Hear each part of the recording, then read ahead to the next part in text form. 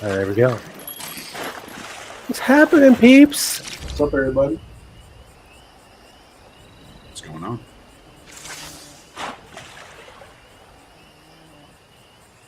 Xbox Game Showcase begins in 2 minutes. Are you guys ready? We'll be showcasing what games will be coming to the cloud. Most likely all first-party Xbox games will be. On top of that, to GeForce Now. We will see. Let me know in the comments what games you are looking forward to the most. I am looking forward to Perfect Dark. I've been playing the original on the cloud. When you say the original, do you mean the N64 one? Mm-hmm. Oh, yeah. Well, I should say it is the Xbox Live Arcade re-release of the game. But I assume it got rid of the horrible lag Well, I mean, in the original N64 version. it's, we played at what, 480p, and now it's 1080, but I mean, the graphics are still the same, but I just remember turning on, doing multiplayer, turning on that gun that sees through walls, and then the game just going. Oh yeah, none of that happens anymore. It's all 60 FPS, baby. Yeah.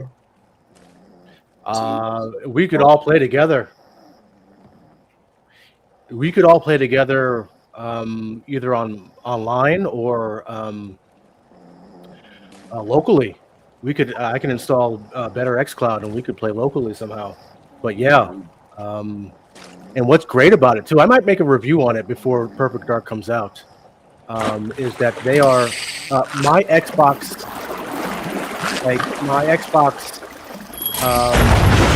saved all my preferences from before.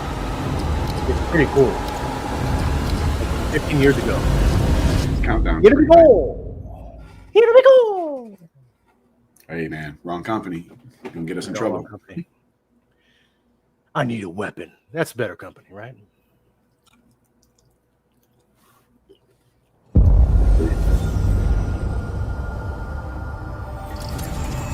Oh, Forza Horizon 6. Yeah, that makes sense.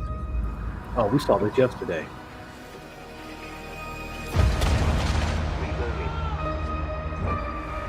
Maybe.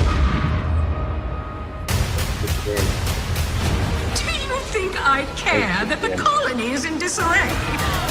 We didn't come to Arcadia to get bogged down in pointless warfare. We came to spread freedom and liberate resources for profit. But this pesky Earth Directorate agent is mucking things up. They're not alone in doing so. And they think they can just choose how things play out. They could stop us from stealing the Protectorate's brainwashing technology, which we need to improve our market share.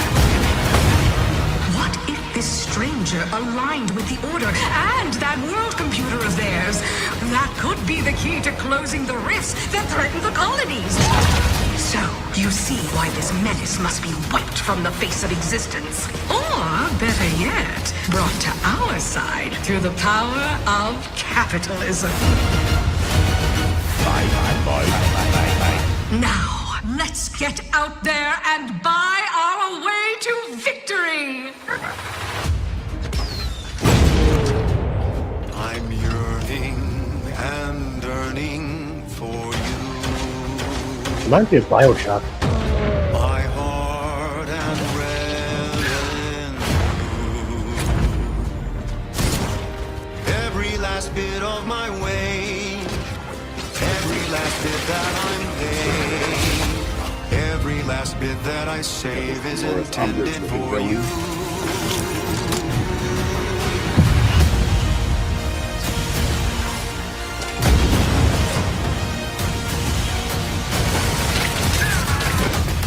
Although the cost may be high, one day I know you'll be mine.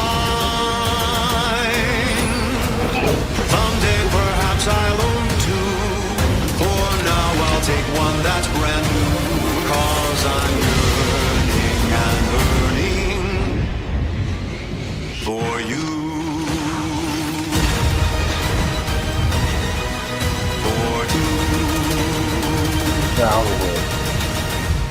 adventure made for capitalism by capitalism.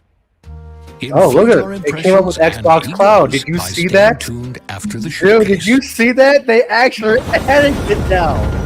Dude, all right. That's a good sign.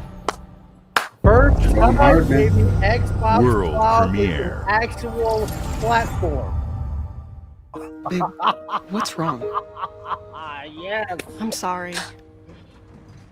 Love it, Just baby. been so depressed lately. You know, it would fix everything. Humanzapro.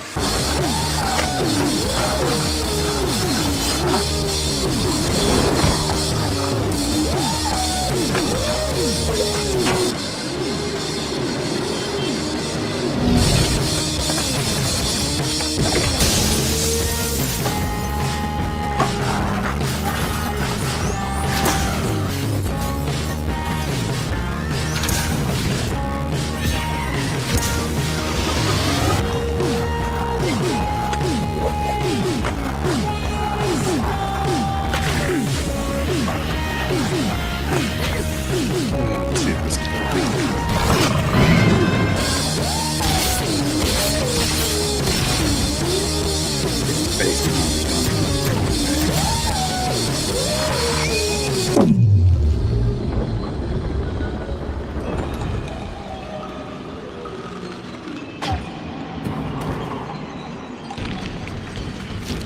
Yeah, humans are barely sentient. Scientists have done studies, and their brains are like half the size of ours.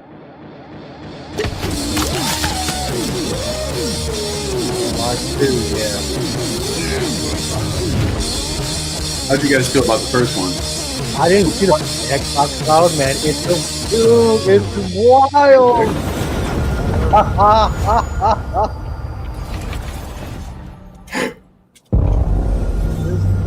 World premiere. A lot of the kids really liked the first one. I was having a rough time. I didn't play it. No.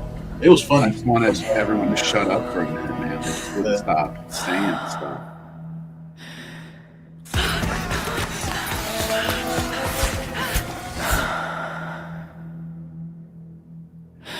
Don't worry, they'll be saving the good ones for last.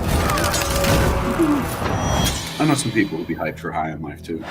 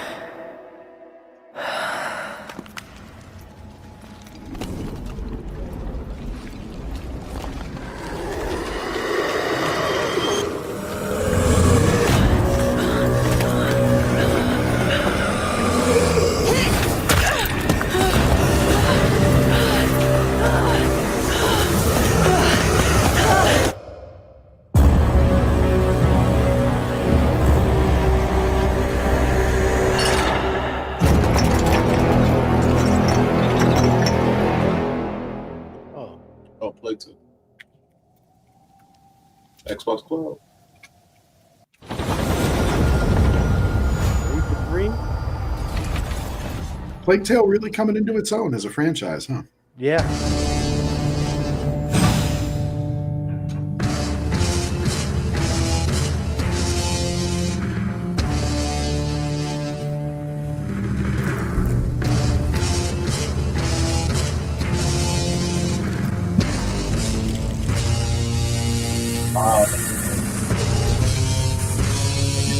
So here we go. Handheld, baby. There, someone else.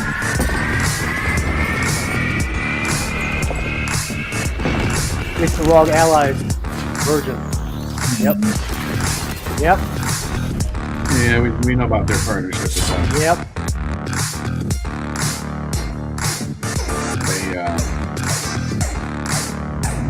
So it's like official. They're partnering with Rogue Ally and for their handheld. We were talking about this recently. I know. Windows closed. Yeah. There we go. Problem. We're talking about it. But anytime they see the cloud,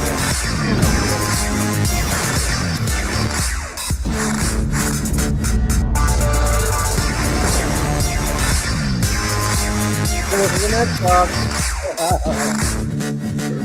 All day.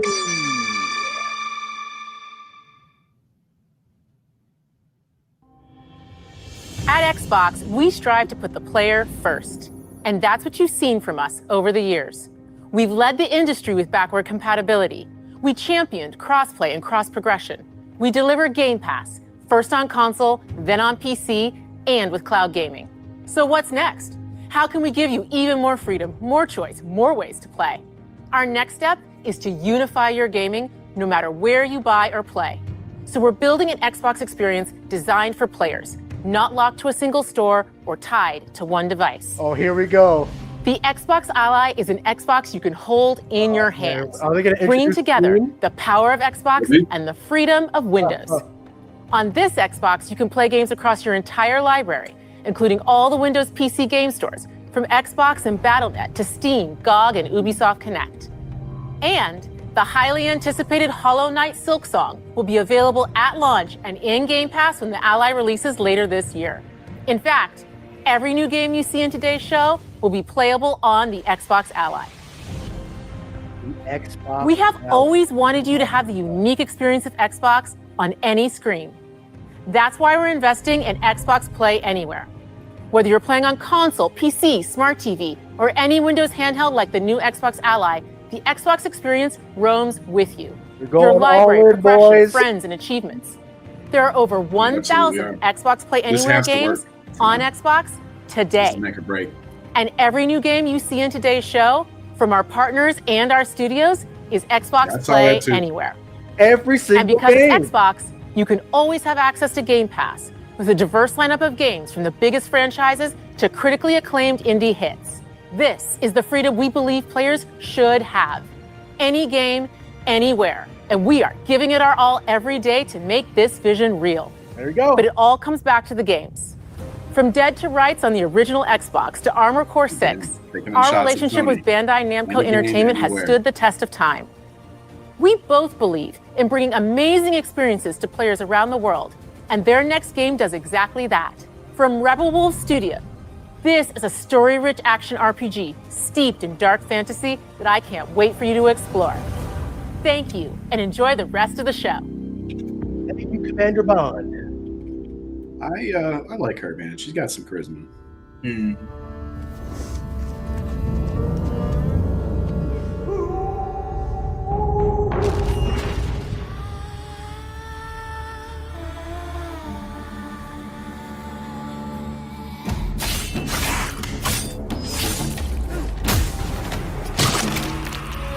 Monsters have always been here, watching from the shadows. And when we were at our weakest, they came out into the light. We feared for our lives, but we should have feared for our souls instead. The vampires didn't come to kill us. No, they came to rule. To turn us into mindless, docile cattle. Not me, though. They tried to change me into one of them. But I became something else instead. Is this another vampire? Their worst nightmare.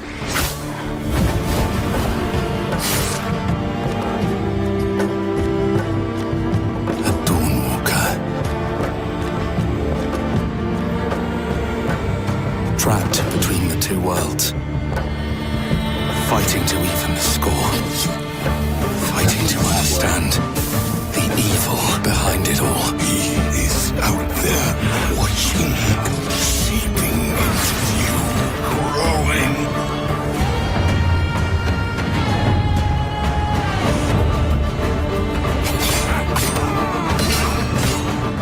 like Game of Thrones vampire.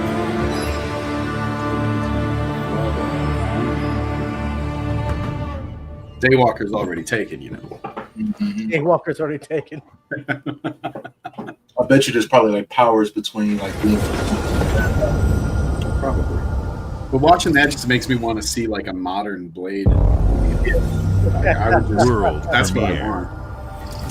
Which is weird because you know me, I'm sword and sorcery all the way, but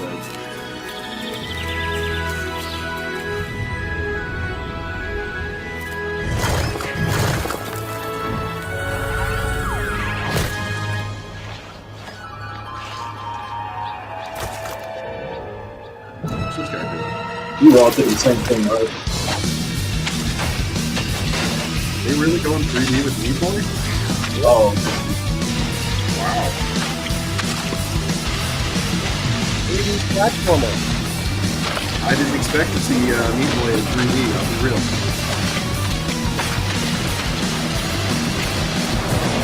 You want a good platformer? You can do a lot of work.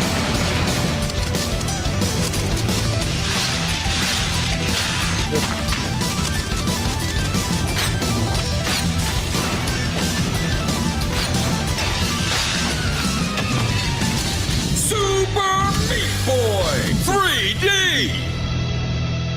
And that's not cloud. They're not up now. they had me confused for a second with that green pipe. I was like, I know. Like, what's that? Yeah.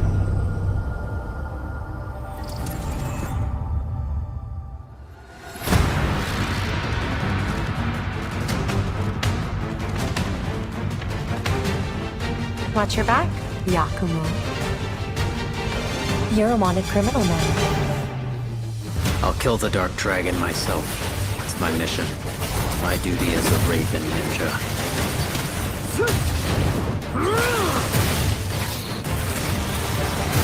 Breaking the Dark Dragon free has its consequences.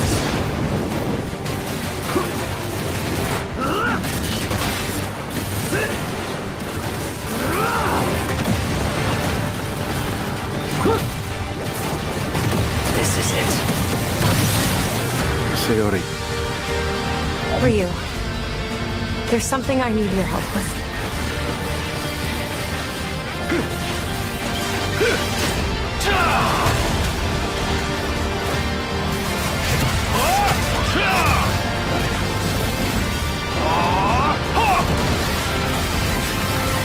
A lot of time.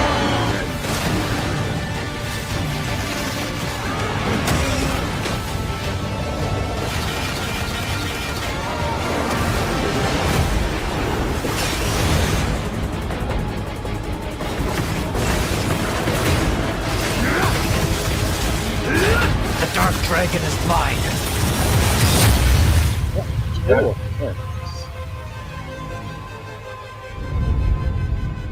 Everyone, Xbox Cloud. Every tag, man. I don't have to cover it.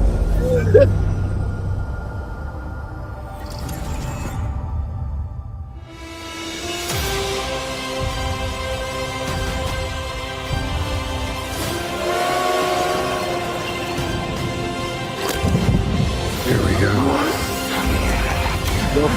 Good luck, Indy. What are you doing, Jones? Are you Fucking crazy? freaking game. It's a decent game. Yeah.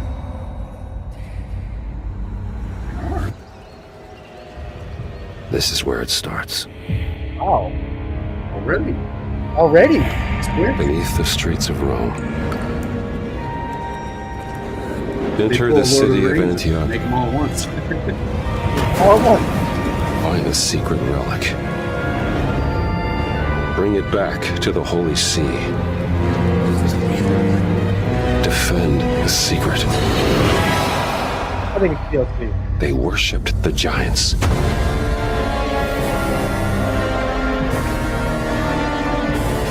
Chris was second off like Vader. Yeah, it's so cool. Yeah, Lord of the Giants. Yeah, DLC.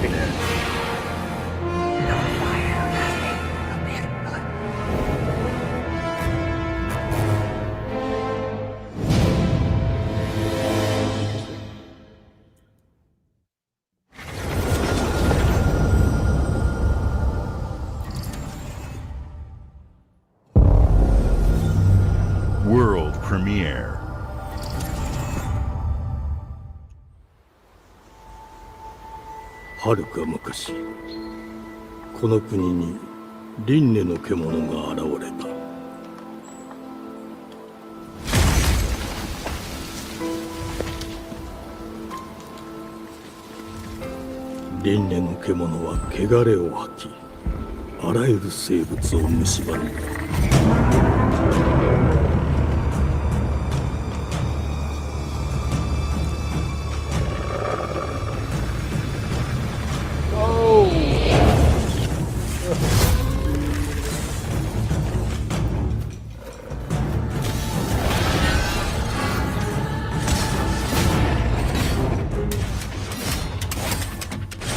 Looks like they need some optimization on this one.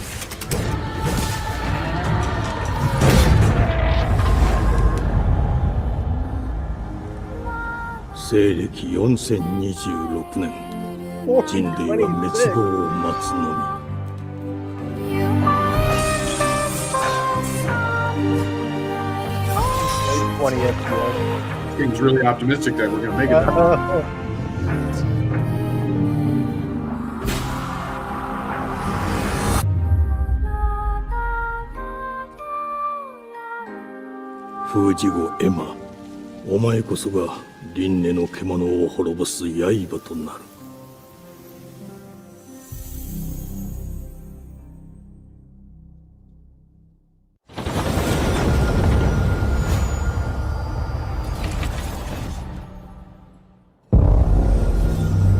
Definitely interesting seeing Game Freak pop up before that. The glittering streets of Avalon sure do shine, because they swoop their filth down to us. Yeah, you paid for it! Who's for a paper?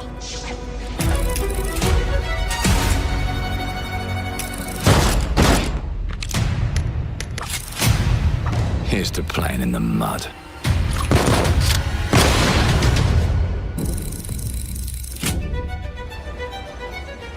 Life here ain't for the soft-hearted. You will be paying me back until you fucking rust. It ain't for the spineless. To keep your filthy pickers off me!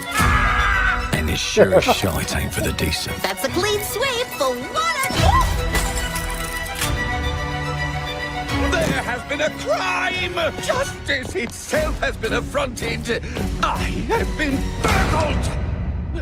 Lord Griswick. Bertolt! Yes, I got that part. Do you know anyone who might wish you ill?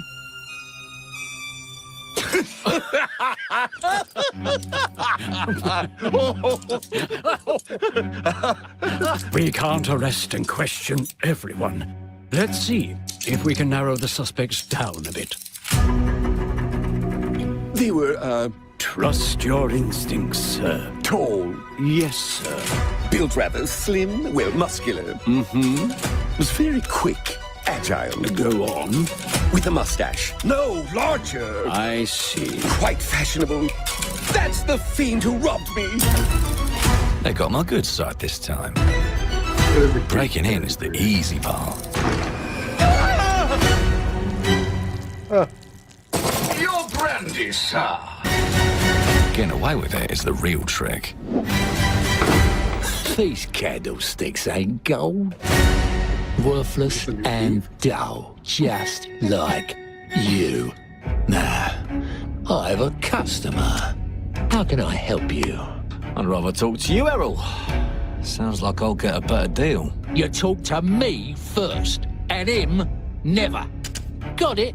Uncle's a bit touchy, ain't he, Errol? Touchy? I'll show you, touchy! There. Anything else you'd care to say to Errol? Brains.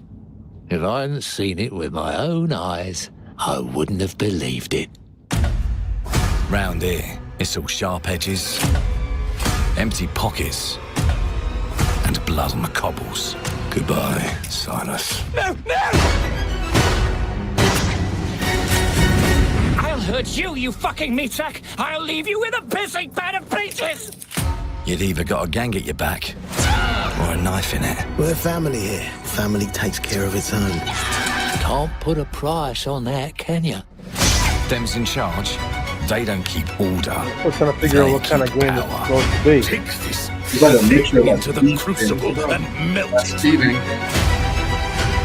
They just want us beaten, broken, and too scared to fight back. I don't want to kill him. That's why it pays to be clever and well armed.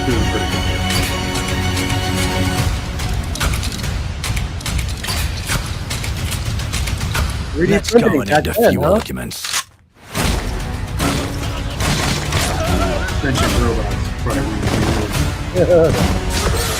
Don't get cocky. They've got a weapon far worse. Time. And if they can rewrite history, they can rewrite us. But look who just found Mummy's keys. Now I can fiddle with time. Really long. Put the bullet back in the barrel. Bring the chaos to a crawl. Take a mistake and make it like it never happened. We can change the world. Watch it say Princess One choice at a time. And I can even go back and change the past to change the future. And let me tell ya, the hunters don't like it when the rabbits got the gun.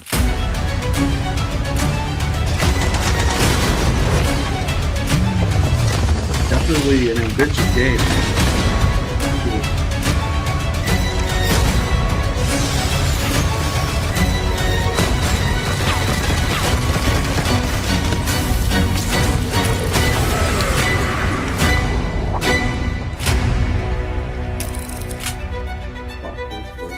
Clockwork Revolution. Now let me alone and piss off.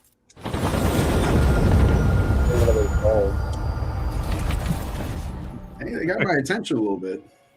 Our creative teams are dedicated to bringing players award-winning, record-breaking, critically acclaimed games. Call of Duty, Black Ops 6 from Activision, Doom, The Dark Ages from Bethesda, Diablo 4, Vessel of Hatred from Blizzard, and Avowed from Xbox Game Studios. All of our teams across Xbox First Party are shipping their most played games ever, and they're also delivering more content than ever before.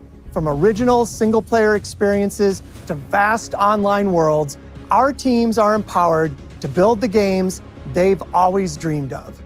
We want our players to have the choice and flexibility of where and how they play the games our teams make.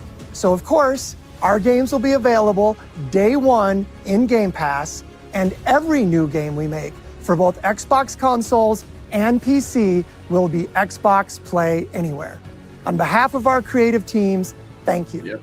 These experiences don't stop when you put down the controller. Verifying that they're As all you've in. seen in This is recent it. years, more and more of our characters, stories, and worlds are expanding to brand new audiences My through question TV is- and film. A Minecraft movie and the Fallout TV series broke records and brought millions of players into the game. We have more projects in the works as gaming continues to influence film and television like never before. When it comes to growing new franchises, Obsidian is having a year like no other. From launching a blockbuster new game like Avowed to the upcoming release of The Outer Worlds 2 this October. Obsidian is always delivering great games, and they have a third game launching this year. You'll get to go deeper on it in our Direct, but until then, let's take a look. I wonder how World quickly they want to take premiere. over with this vision. They got to stay the course for a while before they really work it out. They got to have people showing other I people. told you, you can't run from me, you foul beast!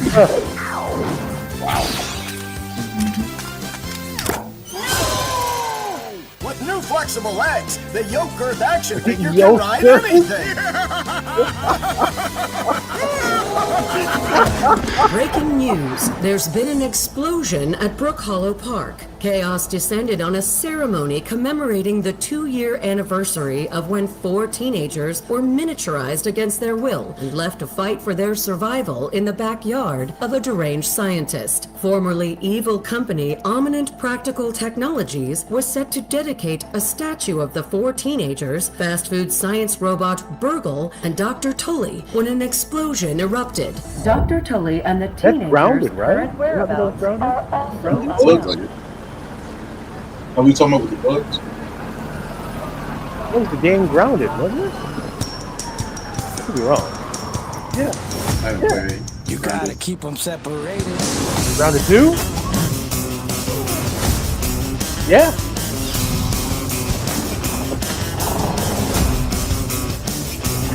You know, I never did make a video when we played. Yeah. Yeah, I wasn't in for that, I don't think.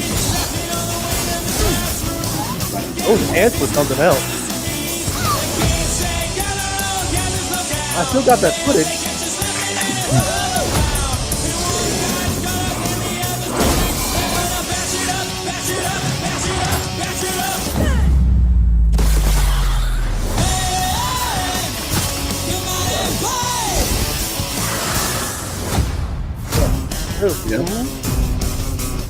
Yeah. Hey, that was quick.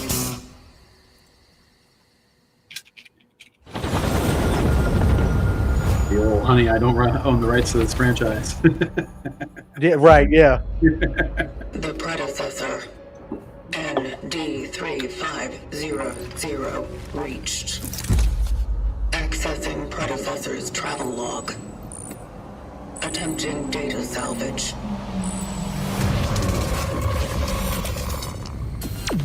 I have encountered an unprecedented orphan. It was in a state of suppressed recomposition. The behavior pattern of the orphans populating the area is highly unusual.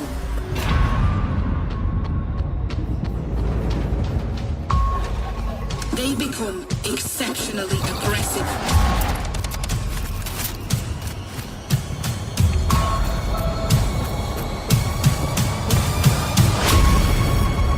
It is highly recommended to proceed with caution.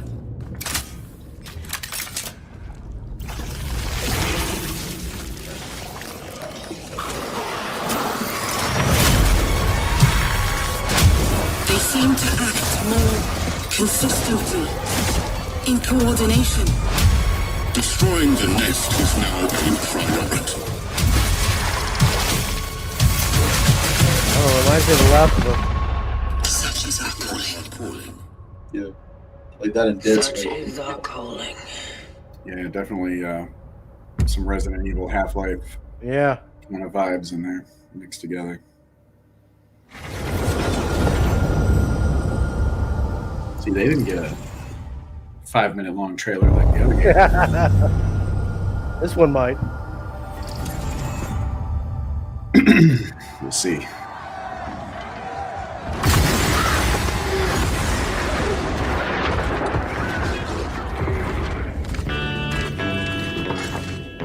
I need a copyrighted with all this music, man.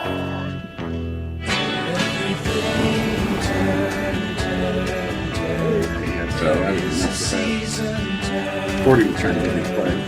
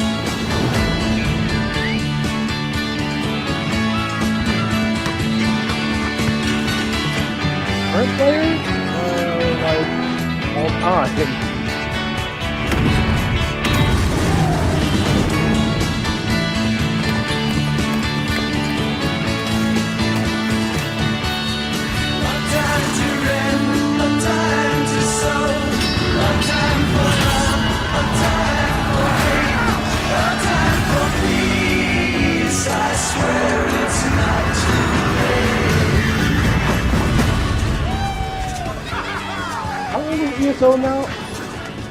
Like, how old is it? Yeah. So it's 10, 15 years? April 4th, 2014, according to World premiere. a What's lazy up, Google Edward? search.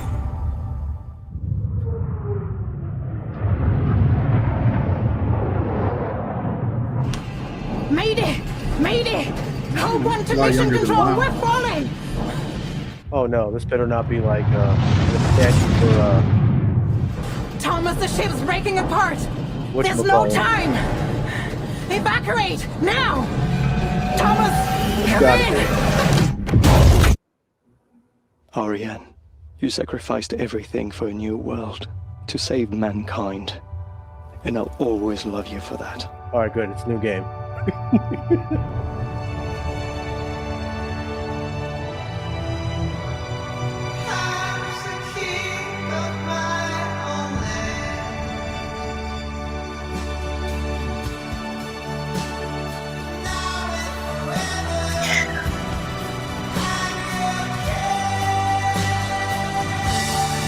Across in space!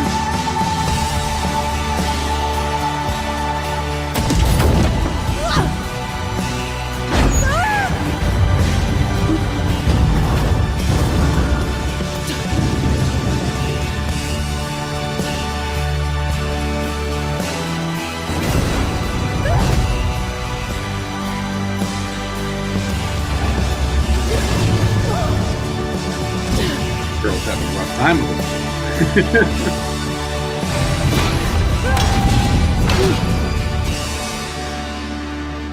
Thomas, wherever you are, I'll find you. Is it like a survival game?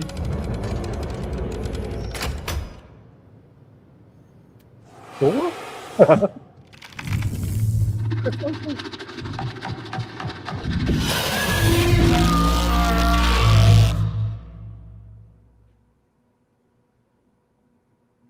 Do some sweet or in there.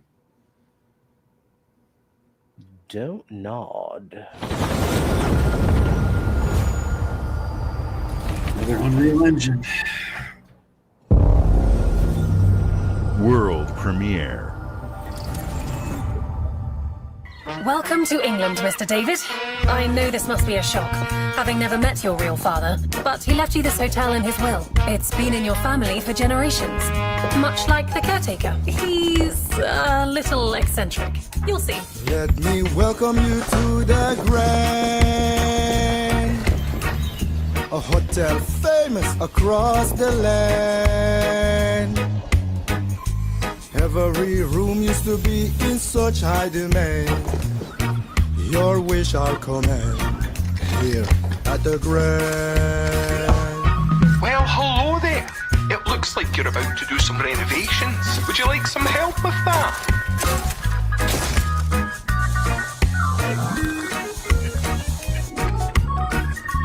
So, my father was renovating the hotel when he disappeared? Not just the hotel. He was helping the entire village. You have his power tools. You know, you could pick up where he left off. You seem like a good man, like he was. I'm in. They don't suspect a thing. Just make sure the locals don't get wind of what you're really up to. Because if they find out, they will wicker man your ass. You keep looking into things, and things are gonna start looking back. Don't make the same mistake your father made. In this place, the only one you can really trust is me.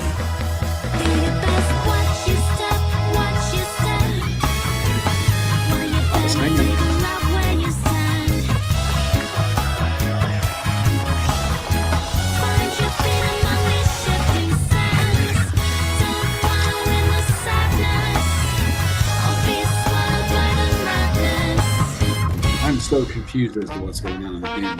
Yeah. Interesting. At first, it looked like a renovation game. Yeah, I know. And then it went into like Cthulhu Ghostbusters. Yeah. Man.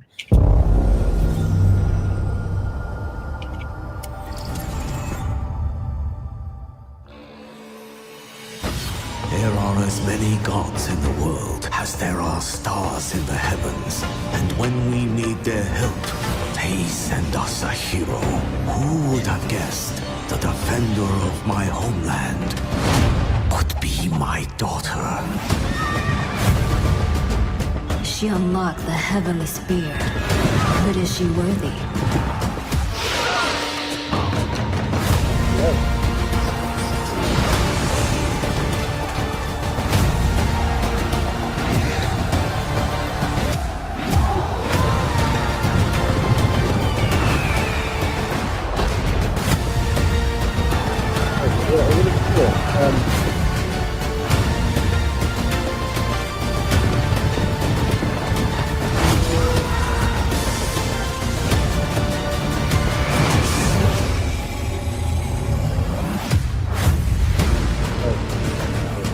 You can't rule if the heavenly spear is mine.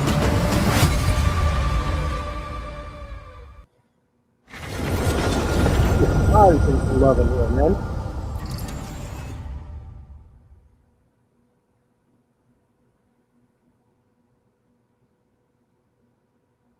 Every single one, Xbox Cloud. 주권 국가의 자주적 결정을 누가 허락하는가? They need upgrades though, for sure. 만약 이 결정이 패권 국가의 특정 정치 집단에 이익을 저해한다면, Well, hopefully they're ready when they're. 당신의 특정 행동이 대중의 의사결정에 영향을 미칠 수 있습니다.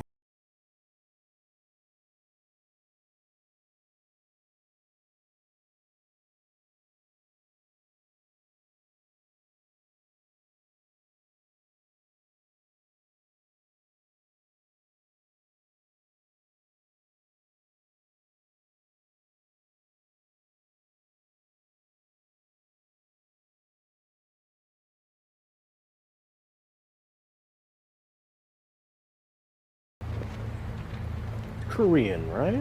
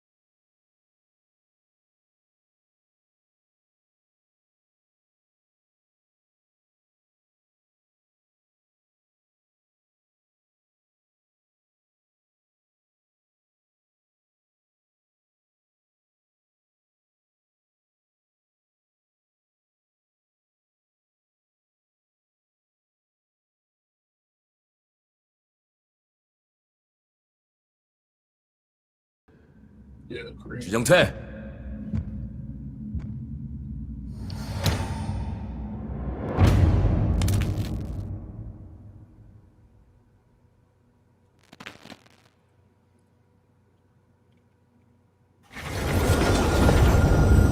Why did Phil Collins pop in my head when that happened? Two hearts. World premiere.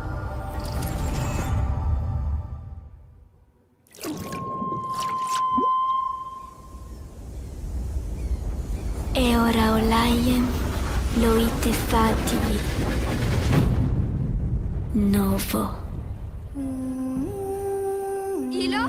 Te que maite mana. Muite unanite waiora. Dia. Novo tu alibemo iwa lotaname. Ona otalima di efema. Teonami.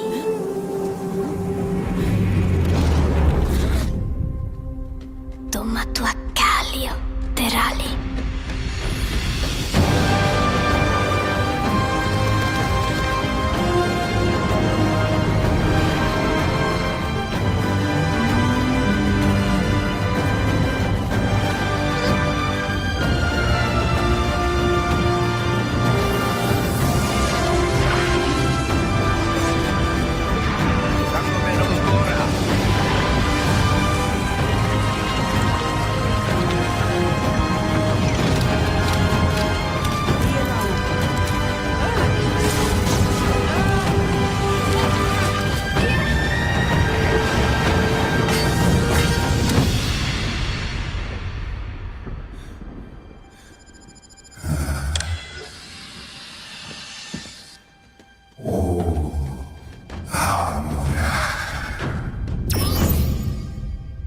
What's happening, Ron?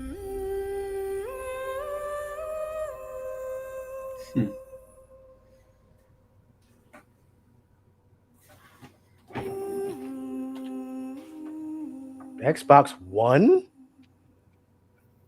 New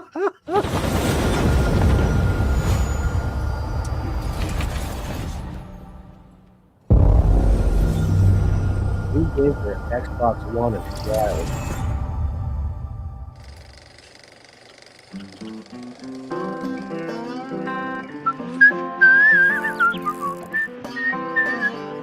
Well, hello there. Beautiful day to relax by the old fishing hole, wouldn't you say? When it comes to fishing, Appalachia is a land aswim with opportunity. That's what we were doing. Yes, you'll find fish of all flavors in every walk of waterway, from its mightiest of rivers to its humblest of ponds. Just step up to the bank, cast your line, and when your bobber starts bobbing, reel in the rewards. What do you got on there, Jed? Worms! And how are they biting today? See for yourself. Bagging the big fish starts with finding the right tools for the job. There are as many unique combinations of rods, reels, bobbers, and baits as there are fish in the sea. And when you've caught your fill, pop over to the local tackle shop to swap fish tails. Can you smell that? No matter what troubles plague the future wastelands of Appalachia, you can always find comfort in cozy little joys like this. You just gotta know where to look. Vault Life is your ticket to easy living. Design and build your own little slice of paradise. A place to show off all the bits and bobs you collect in your travels. Got a green thumb? Plant your own peaceful vegetable garden. And nothing warms the heart like a neighborhood cookout. Ah, community makes a wasteland a waste home. Join today, and tomorrow you'll be kicking back and sharing a meal with friends in beautiful Appalachia.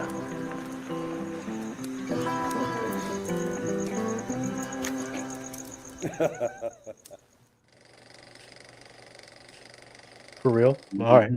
Yeah. World premiere. Every single exhibition.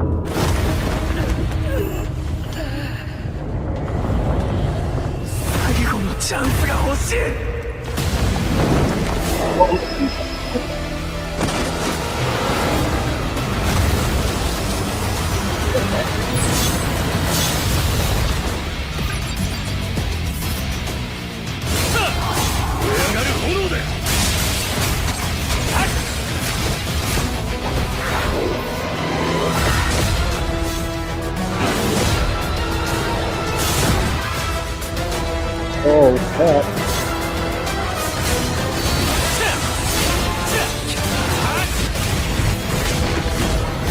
Hey, Xbox, now time to have local co-op open up Xbox Cloud. Come on, now.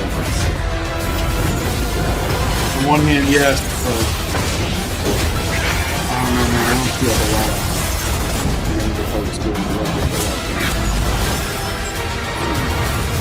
Years. If they do this right, this is probably going to be the most popular. So 11 is super popular anime.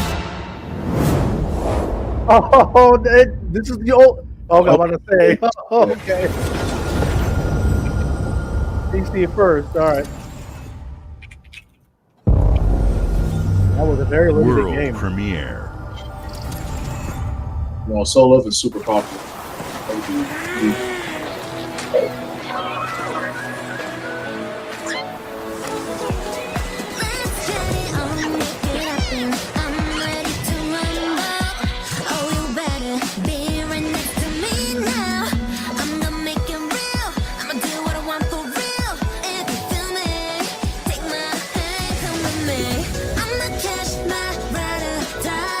My heart is beating, I'm feeling this world.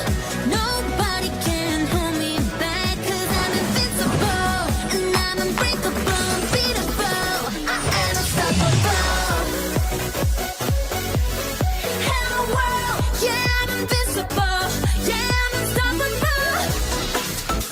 a cute monster trainer game. Better watch out.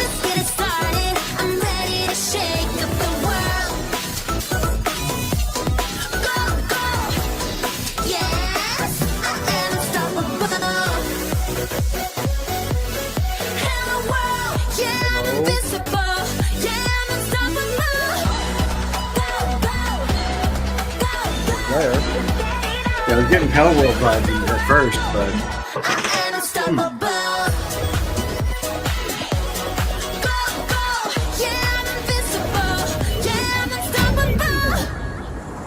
interesting.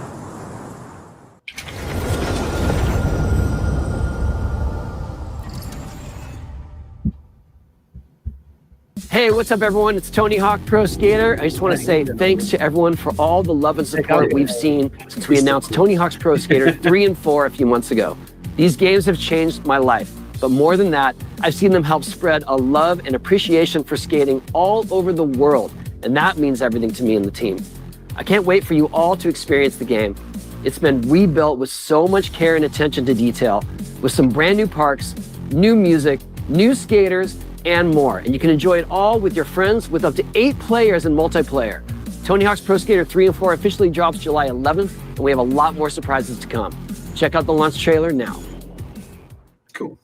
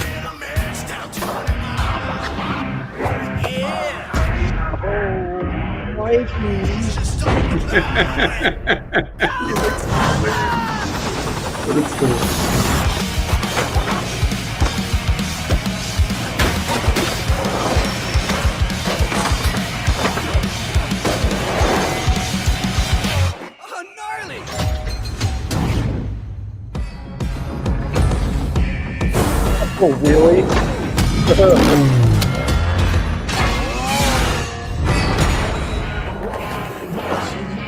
Wasn't it Donnie that was skating coming the first for movie? everything. I really wish they would remake Underground. World premiere.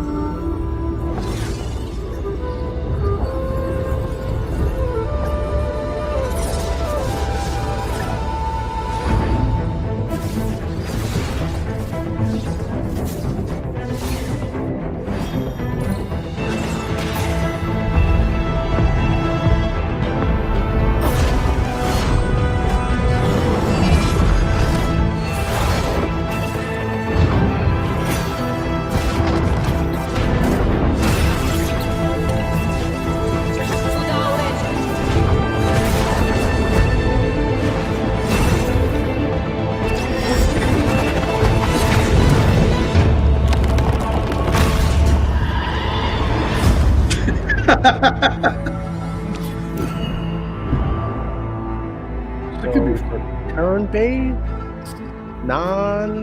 No, I don't know turn-based.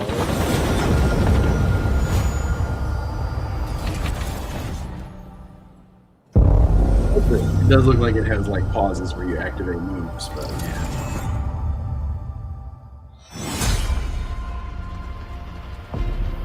Years.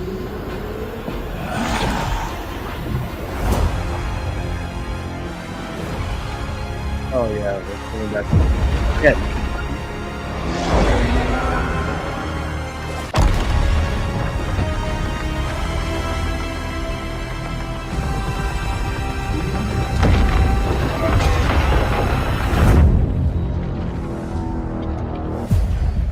The game that did incredible whenever you were waiting for Halo. Who decided to show up? Hey, they took their window and they did great with it.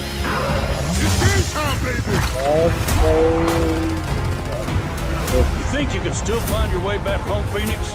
Direction. PlayStation, right? This thing is PlayStation.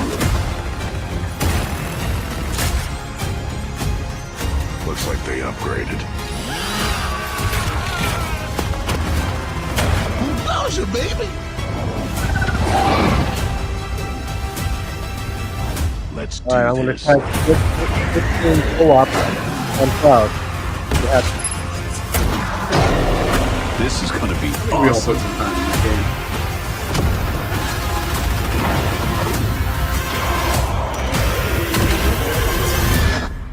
Form up!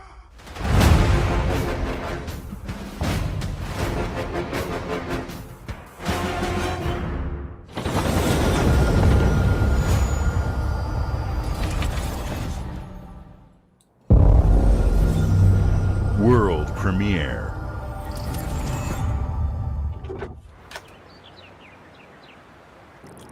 What you got for us? Calming.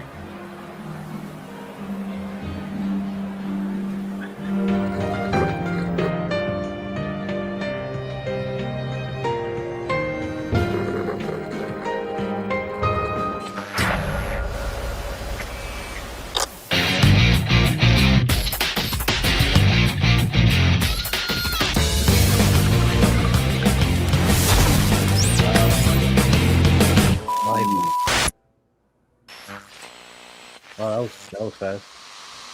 We just wanted to give you a little teaser.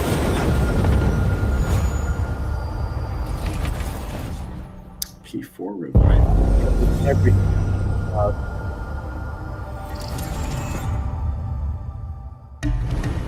The Smugglers League is always there. But you won't see us. You won't hear us. And the only way you'd ever know it is if that's what we wanted. As smugglers, we deal in the goods others are afraid to handle. Guns, explosives. And don't forget the rum. It's a life of danger like no Mother other. Steel Thieves. So I guess my question is, can you handle that?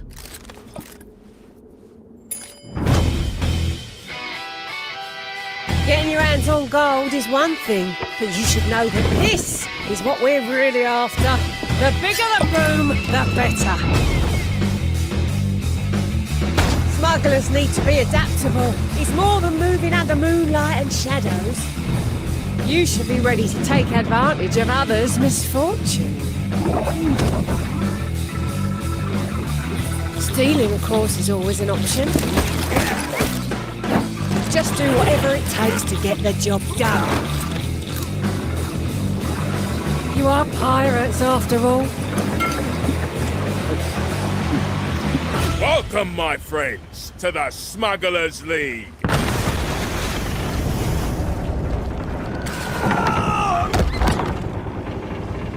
You're paying for that. Yeah. Next season.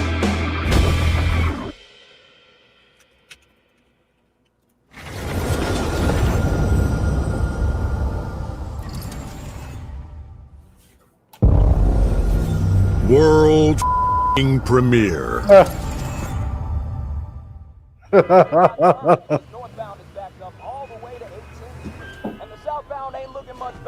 This is ridiculous. Please, come on. Are you one of them? You're here, but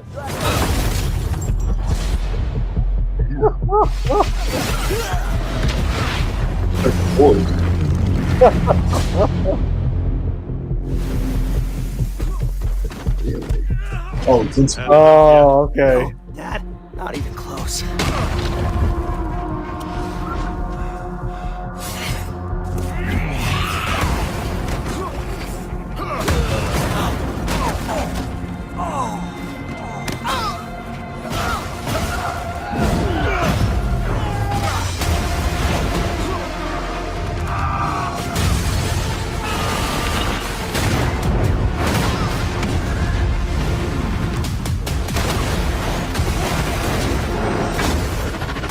I hoped you'd understand why I had to do this.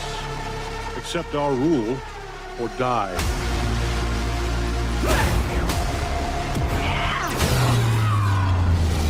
I'd like to propose a third option.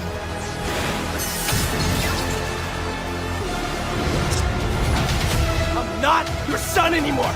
I'm the guy who's going to throw you off this planet for good.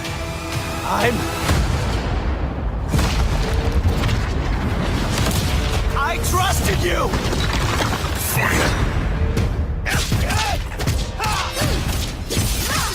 I feel like Rex Boson was in the league in this fight. This is over.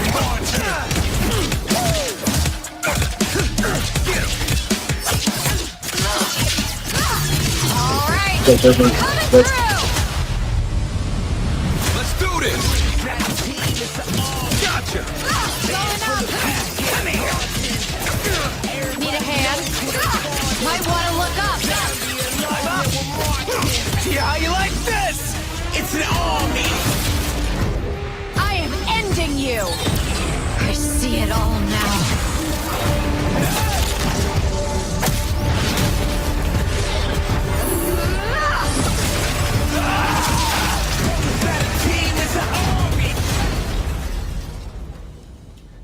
Cool. I enjoy Invincible, but like the models don't really look up to current generation graphic standards, you know? Yeah, I mean, it would be comic-like, you know. Square Enix.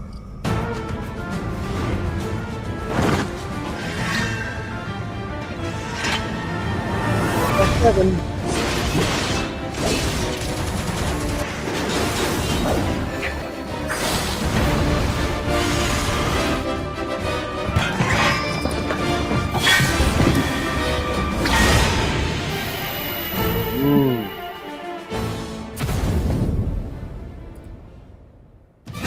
I'm here to even the odds.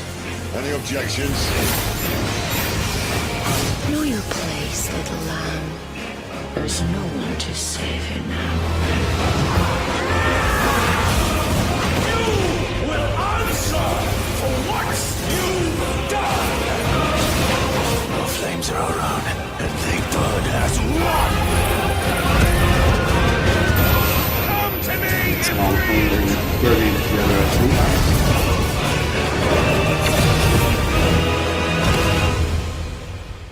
Valisthea cannot endure a second claim upon her being. But she may yet be saved by you.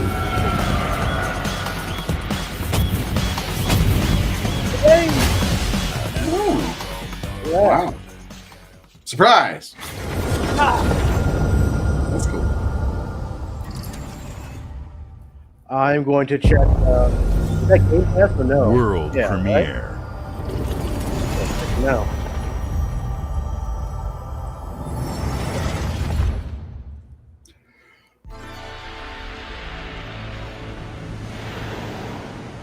Can't say that there's a shortage of games being announced, though.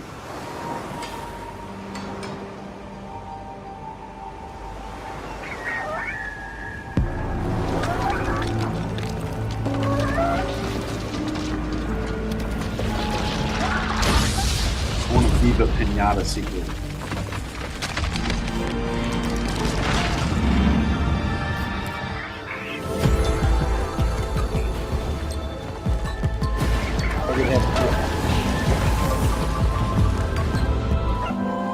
What is going on? Sentient lighthouse bug?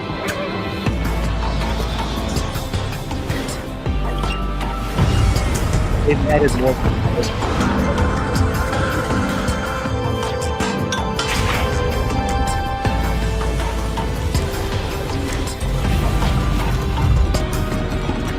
We're adding games every single day to the stream your own game.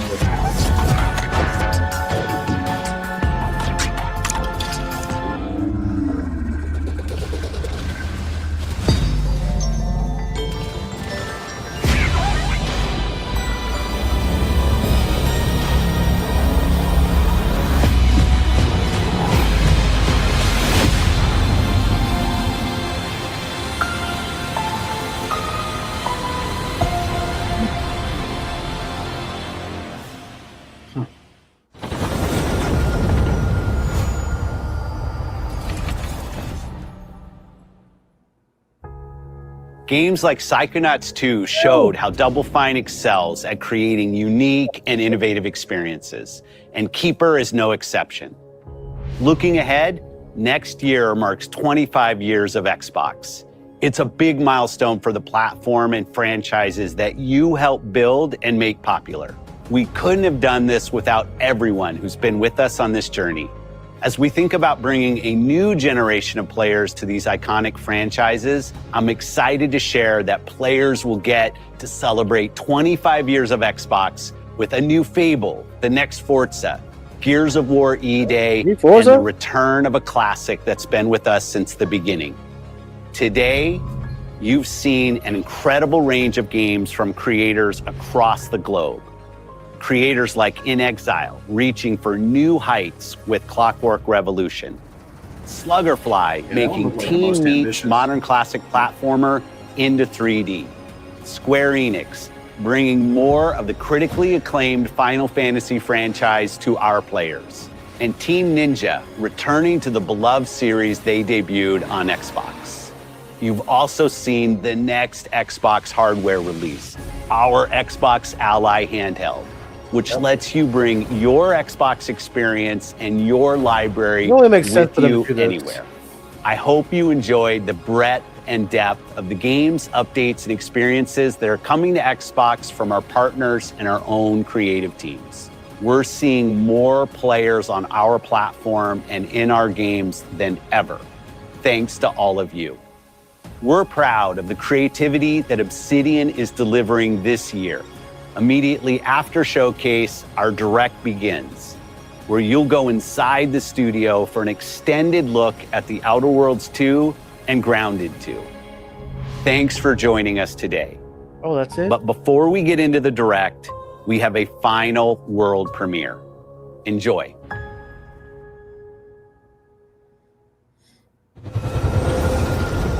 World premiere. All right, this is going to be the big one, huh? Or not.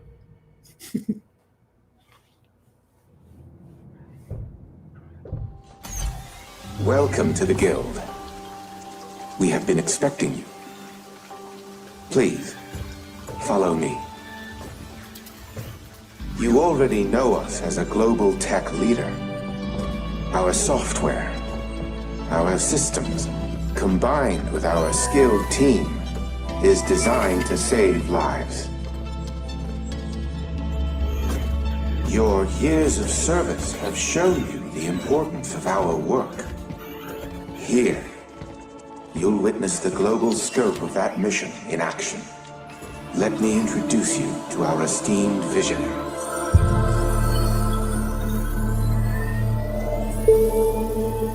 For too long, we have been bound by outdated systems, accepting limitations instead of redefining them. The Guild is safeguarding tomorrow, now. We are pioneering the future of protection worldwide.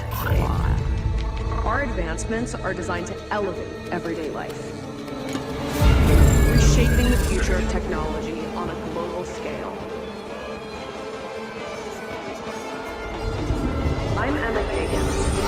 CEO of the guild.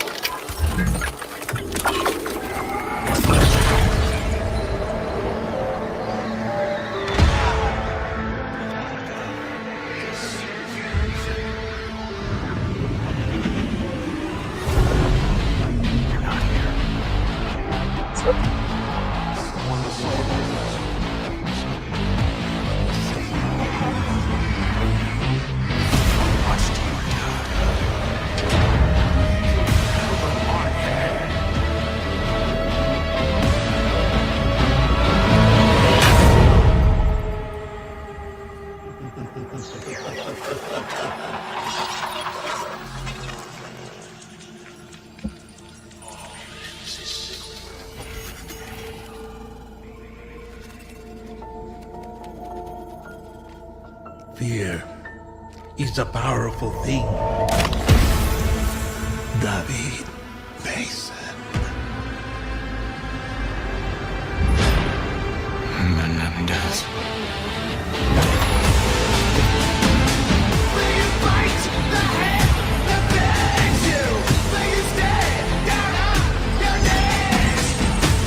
Oh, what? Oh.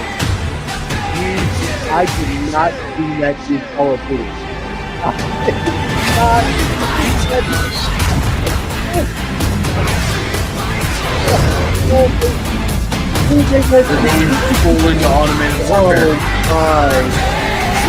Hey, they're paying attention to world events, man.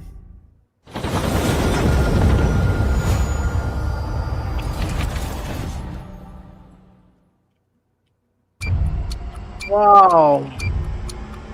I did not see that one coming. I think that was the actor. This is supposed to be bad. Yeah, what's his name? I can't remember.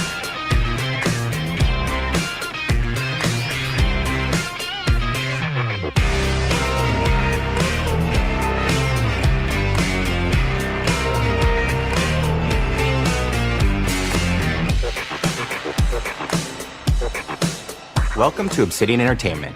We here at the studio have joked around that this has been the year of Obsidian, with Avowed releasing early this year and now ending the year with 2 more games.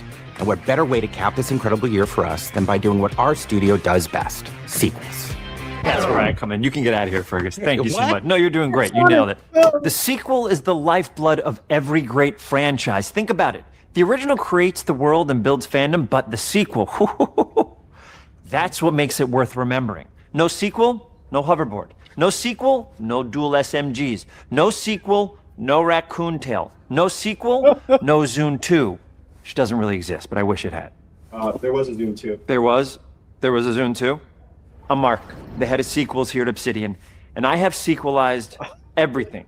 Blockbuster movies to AAA video games to my first marriage, so trust me, I know what I'm doing. Come along on this journey with me. Part 2.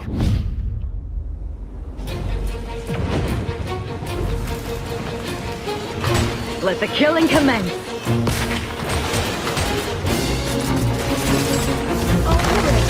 You said the first one was good?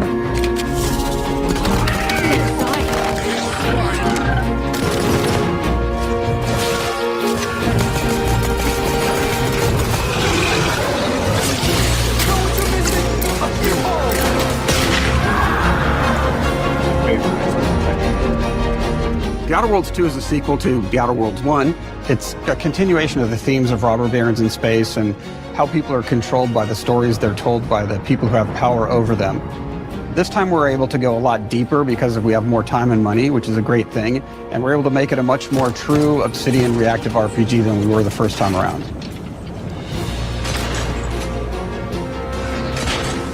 So we're going deeper and more complex with everything for this sequel. Deeper story, lore, RPG interactions, reactivity, all the things we've been known for as a company. It's really a complete realization of everything people want from an Obsidian game. Surprisingly, this is the first time in over 25 years that I've had the chance to do a full sequel for a world that I helped co-create.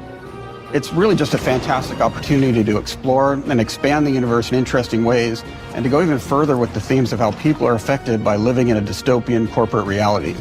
You can shoot your way through it, you can talk your way through it, you can sneak your way through it. And so no matter what kind of play style that you like, this is just an awesome franchise and an awesome game to jump into, even if it's your first one. The first Outer Worlds was a great base to start from, as it has all the elements of a great Obsidian RPG. Interesting characters, deep worlds, important choices. In The Outer Worlds 2, not only did we want to double down on those elements, but we wanted to give players even more of it. We've also put a lot of investment into skills and traits that impact things like combat, conversations, and areas that we call RPG interactions, which are the part of the world where players can use their specific skills, perks, and backgrounds to solve problems in unique ways in our new, bigger worlds.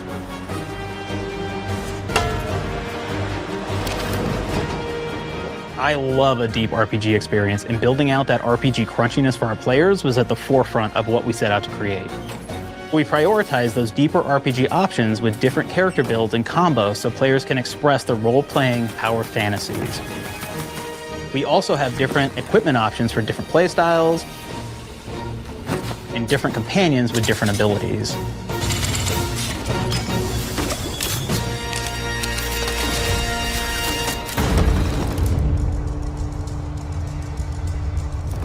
In the first Outer Worlds, you start off as the Stranger, which was basically a blank slate to build on top of with various attribute points that would begin to define your personal experience in the game. You can make any kind of character you want, but we've given you a role. That role is an Earth Directorate agent. You can think of them as kind of like space cowboys or space sky marshals. They're the good guys that go into places and kind of fix everything that's wrong. You're gonna be one of those. But we don't tell you why you joined the Earth Directorate. There could have been a lot of different reasons, right? It could have been because you're an actual lawbringer and you want to go in there and spread law throughout the galaxy. What's going on, it could be that you're a roustabout and you just had nothing better to do. After you pick your background, one of the really important choices you have next is choosing your traits. While we had attributes in the first Outer Worlds, we've leaned into traits for the Outer Worlds 2, which are these big changes to your character depending on which ones you pick. So it could be something like Brilliant, where you can tag extra skills and you start getting extra skill points. And that's obviously really great if that's how you want to build your character. You can also go and do something like Lucky, where you get extra critical chance, and you also get a lot of really cool options throughout the game as well. Of course, we brought back Dumb, so players love the Dumb option. Tell me, do you believe in signs?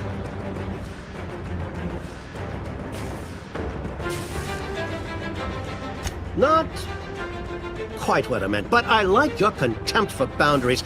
I could put your adventurous spirit to good use. You get like lots of really cool, fun conversation options in the game, but we took that even further. And again, there's lots of elements in the game where you can be dumb and use that for something. Could be something as simple as banging on a machine to get it to work.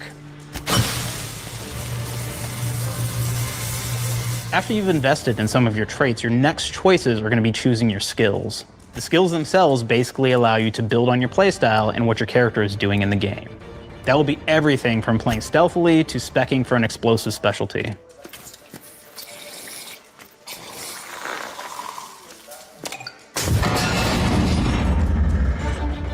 Throughout your entire journey, your character continues to change with the different choices you make. In the Outer Worlds 1, it actually had more skills than we have, so we condensed them down to really the core and essence of what we really wanted there. But we made each point that you put into a skill much more impactful. So instead of getting small percentage changes, we actually did much larger changes per point that you put into each skill. And again, all these things, because of how they're checked inside the world itself, can matter quite a bit. You know, just even having one additional skill point in something can open up a lot more options in the world itself. If anybody's played Fallout New Vegas, they'll be very familiar with like the perk system. We basically borrowed that, but went even grander. We actually have more perks than Fallout New Vegas did. But here's the cool thing, right? We check and use perks for literally everything, right? So you can do everything from, hey, I want to make a stealthy build that steals stuff and is really good at that. Okay, great. Well, you can take maybe the pickpocketing perk. So that's not available to everybody, but if you select that, now you can actually go around and steal things out of people's pockets.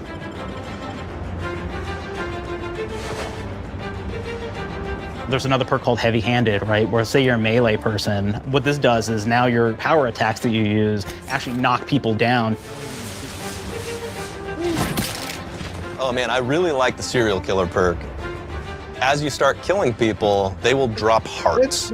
And you can take those hearts, and essentially you're taking these trophies, you could say, and it's actually giving you a permanent health bonus every time you do it.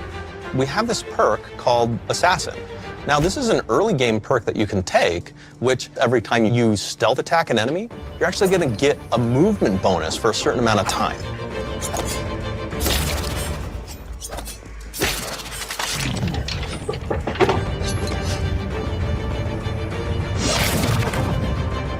Rude.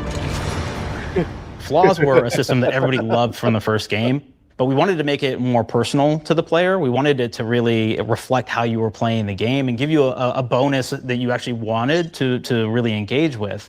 With the flaw system returning, we knew we needed to go bigger, better, and more real than ever before. So, we turned to the team. I told them, no bad ideas. Give me what you got. Okay, we need more flaws. We need them to be real. I want to put them in the game, so give me something. Inspiration. What's wrong with you? Oh, I have bad knees. You have bad knees? They hurt when you walk a lot? Yes. When you walk too much, they hurt? No cartilage. Sounds boring. Makes you sound like a boring person, but it's in the game. I know it. It's a good flaw. What about you? I like to take small things sometimes. So you're stealing. No, I'm taking. When do you give them back? I don't. Claire. You shouldn't be stealing. What are you doing? You shouldn't be stealing, Claire. Tiny crimes. Tiny crimes? Do you hear the second part, though? It's a crime. Well, You're stealing. Claire, that's wrong. You can't steal things, okay? But it's an amazing flaw, and I'm putting it in the game. But you're a bad person. And are you the one that took my stapler? do you need it? Yeah. Give it back. Okay. Please. You, what do we got? Flaw. I like to stare at the sun. How long did you stare at the sun? Just lunch break. An hour? Oh, I only get 30. You guys get an hour? I get an hour. An hour. Oh. Makes me feel energized. How many fingers am I holding up? 3? No. Anything else? We'll put it in the game. We'll put it in the game because I feel bad for you. Anything else? One of my favorite flaws is something called bad knees. It will actually give you the option to take this flaw that'll make it so that you move faster throughout the game. But the problem is, anytime you stand up, your knees are going to make a loud popping noise that makes it so that, well, everyone around you is going to hear you. There's one called Kleptomaniac. This is really interesting because what it does is when you steal something, you can actually sell it for more bits than normal. And like that sounds really great. The drawback is sometimes when you're looking at things in the world that are owned by somebody else, you'll automatically steal them. So you have to be very careful about how you use them. One of our more wacky perks is the Sun Gazer flaw, and it just gives everyone cataracts while playing their game. So everything becomes like light shafts and blooms and hazes, and makes the game pretty unplayable if you happen to choose that perk. If you happen to be the type of player that habitually reloads your weapons like I do, well, you'll be offered the flaw of over-prepared. Now, you'll get larger magazine sizes on all of your weapons, but if you ever fully empty your magazine, you're gonna take a debuff for a while. While we support options like being a gunslinger who wants to key into destructive weapons, or a rogue who wants to alpha strike their enemies before they know what hit them, we also allow for a lot of fun and experimental builds. You can be a mad scientist who utilizes gadgets and wacky science weapons and armors, or even a psychopath who gains permanent bonuses to health by murdering their friends.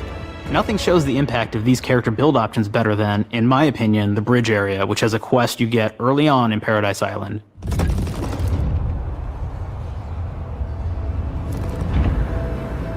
Not only do you kind of encounter this very early, and it's a very core one to the story, but it really expresses our philosophy of allowing the player to solve problems in a bunch of ways.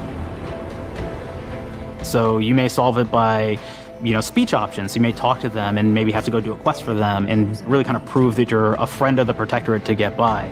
I may have need of your help, stranger, if you are ready to seize an opportunity to show fealty to the Protectorate. You could go guns blazing and you could just take everyone out inside the POI, lower the bridge itself, and kind of get across.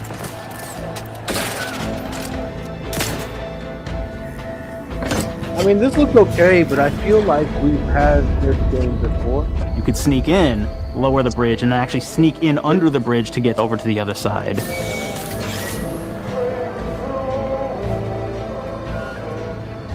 Bad news, that is my life.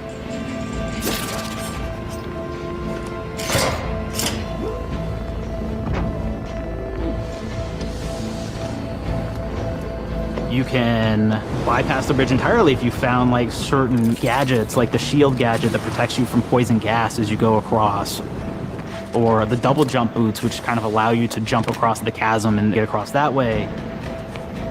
There's even a really kind of messed up way, right? Which is players can actually sacrifice one of their companions. Their companion who they've just found is part of. We're no different than the Vrees if we start tossing our own to the rats. I sure as law ain't gonna follow someone who can't see the wrong in it. I must admit, I'm surprised we could come to an understanding. But I thank you for your loyalty, stranger. As promised, you shall have clearance to cross this bridge. It's such a fun quest, but again, it really showcases that we want you to be able to solve this in whatever way you want to. When you build your character your way, we're there for you. We really want you to have the experience that you want to have out of this.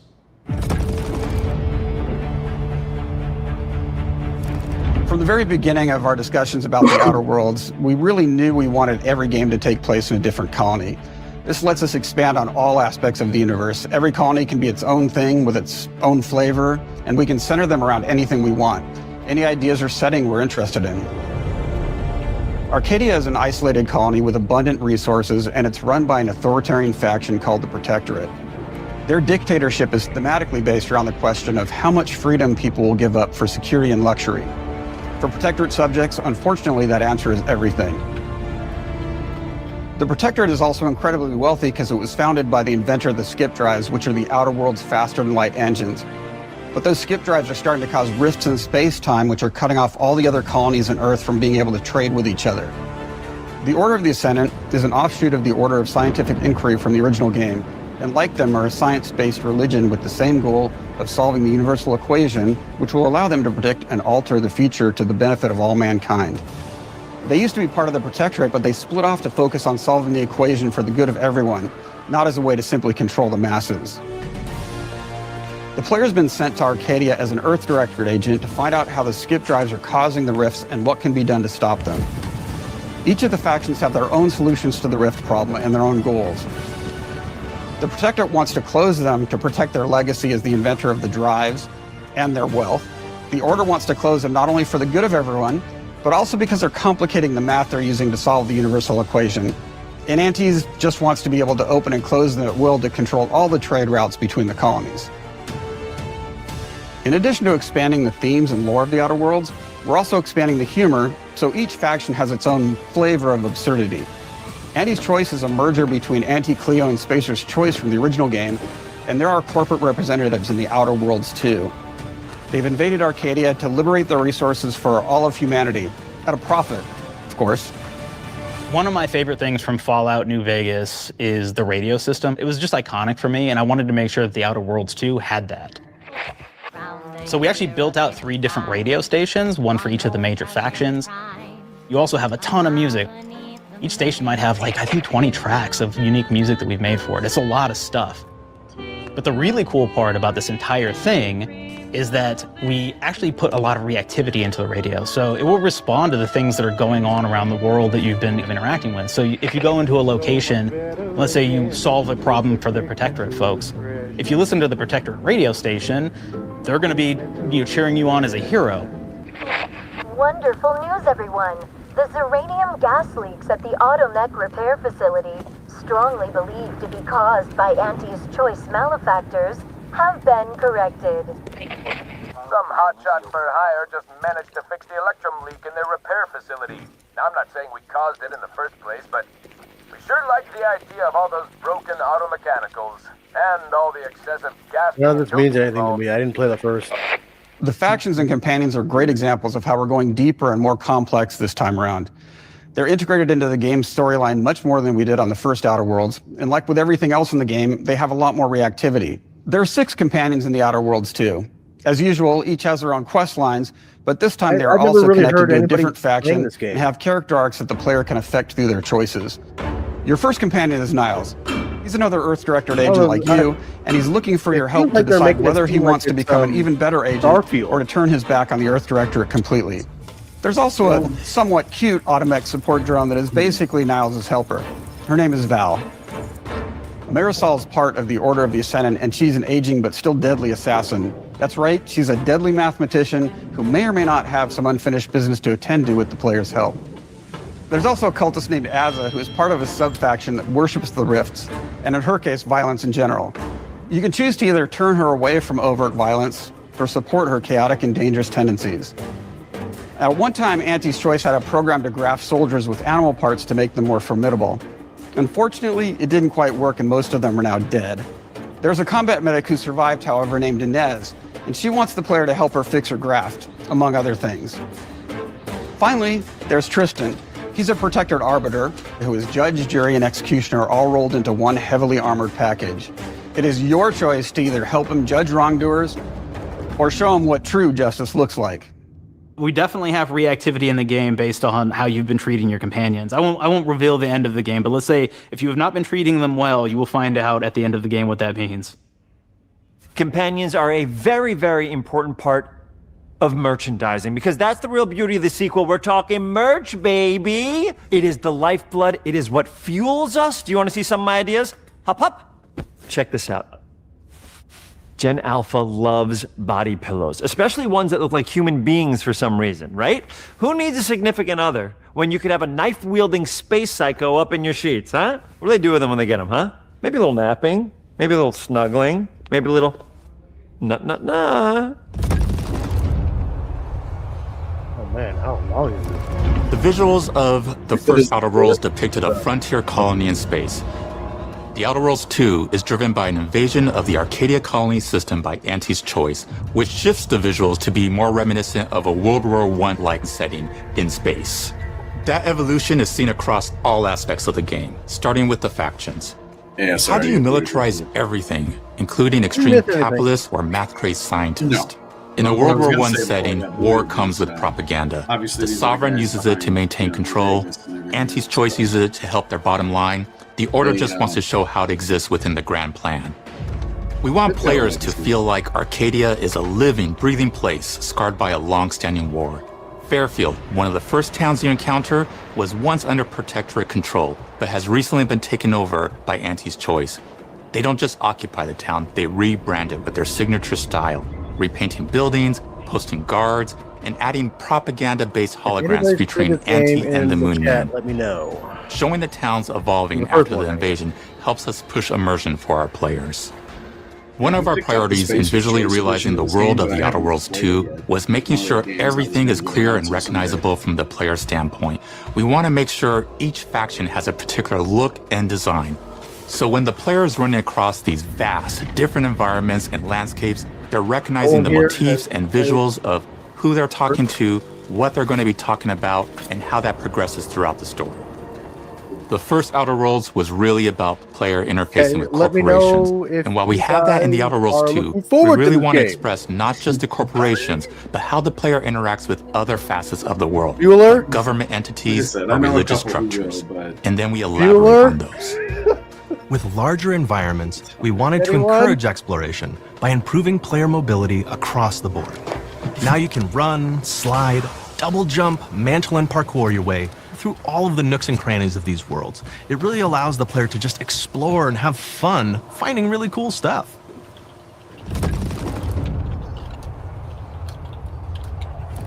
We've aimed to make everything in the Outer Worlds 2 better from top to bottom. The RPG elements were the start, but that's touched our story, our art, and especially our gameplay. A good sequel is true to the original. That's first and foremost, right? Like, we all want to add in a bunch of things as you're making a sequel, right? We want to make it bigger and better in every way. That's what we were trying to do here. And I thought, we did not need this consultant. We've made enough sequels. We understand how to do this. And I will say, I don't think it's been entirely successful. I am very proud of the combat improvements we have made in the Outer Worlds 2, thanks to my patented combat system. Okay. You may be thinking to yourself, it can't be that good. Shush, what are you even talking about? You haven't seen it yet. Watch this. Put a helmet on, because I'm about to blow all of your minds with my COMBAT system, combat system. My name is Mark, I'm the head of sequels. Shall we begin? You're thinking, what's C for? C. Capitalize the fact that the people loved the first game. We're going to take those people, we're going to make them buy the sequel, giving out pounds.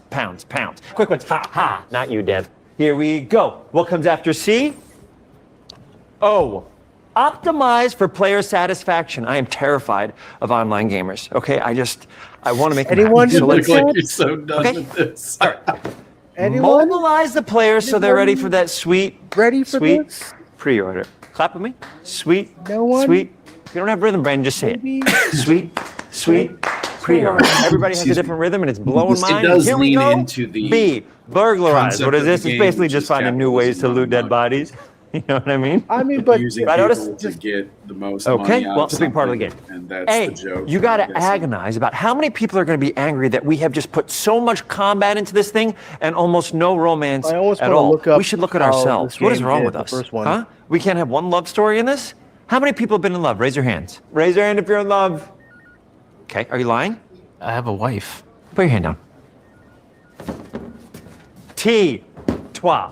In French, that means two. Sequel. I think that means 3. Okay, you're getting ahead of yourself. Come on, Claire. We're on 2. And how do we end it? Anything is possible. And we've established that we're the best there is, and there's no sequel better than us. And if I could just say one more thing, thank you very much. I know I've kind of changed the world of video games today. For The Outer Worlds 2, we wanted to improve gunplay in every way.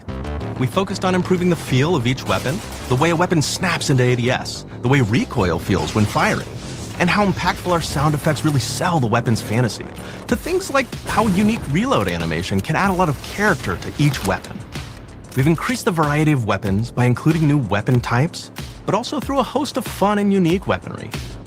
We have things like the Bourse Blaster that fires out tumors that can explode like grenades, or can even be eaten by the player for additional health.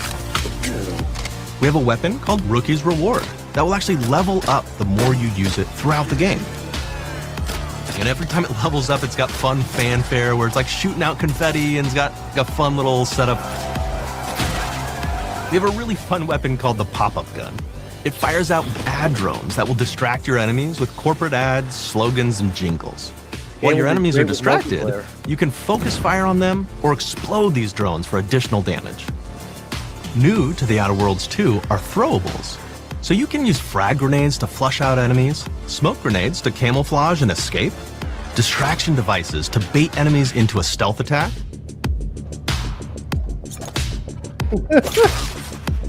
and even science grenades that will levitate enemies, allowing you to fire upon them while they float helplessly.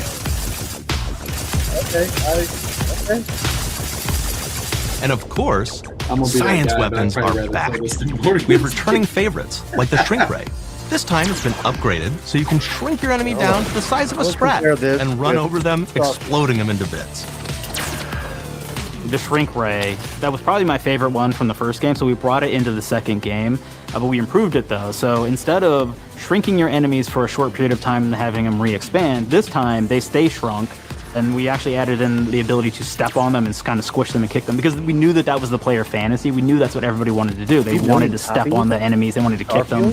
So we made sure to double down on that stuff. In addition to things like our returning favorites, we also have some really fun million, and but unique 50 new million science have weapons. played One of them is called the Armageddon. This one's really cool because it actually shoots out these masses that are like these little arms that will stick to people or cover or all kinds of different things, and they will continue to just hit them until they get destroyed. You said 3 million bodies. And we have another one that's just super cool Most called played the on Spectrum gamepad. Dance Saber. This is a melee weapon that actually lets you attack to a musical beat. Now I feel and it's if you gonna be the continue to same do that, thing you'll with actually this get game. additional bonuses each hit you do. One of my personal favorite weapons is called the Big Bang. It's just a big freaking gun that uses material harvested from rifts to shoot out a giant ball of energy, vaporizing everything in its path. Now, ammo's extremely rare for this weapon, but you can use it in just the right situation to devastating effects.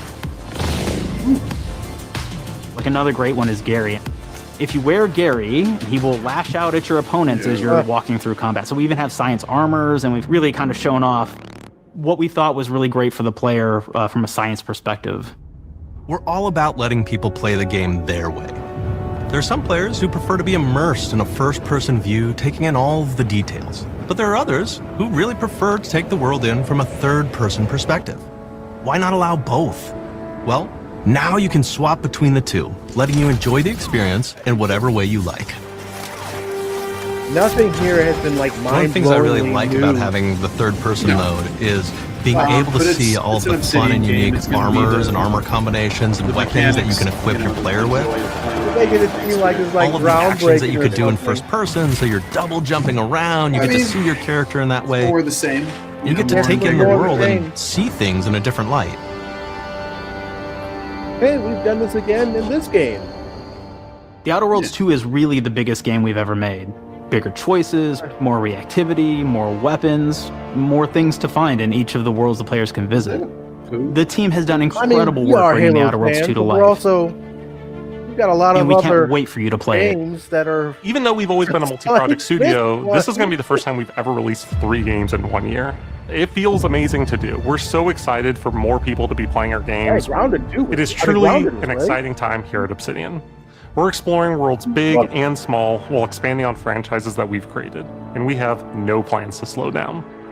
We hope you all continue to come along with us as we do what we do best, make your worlds your way.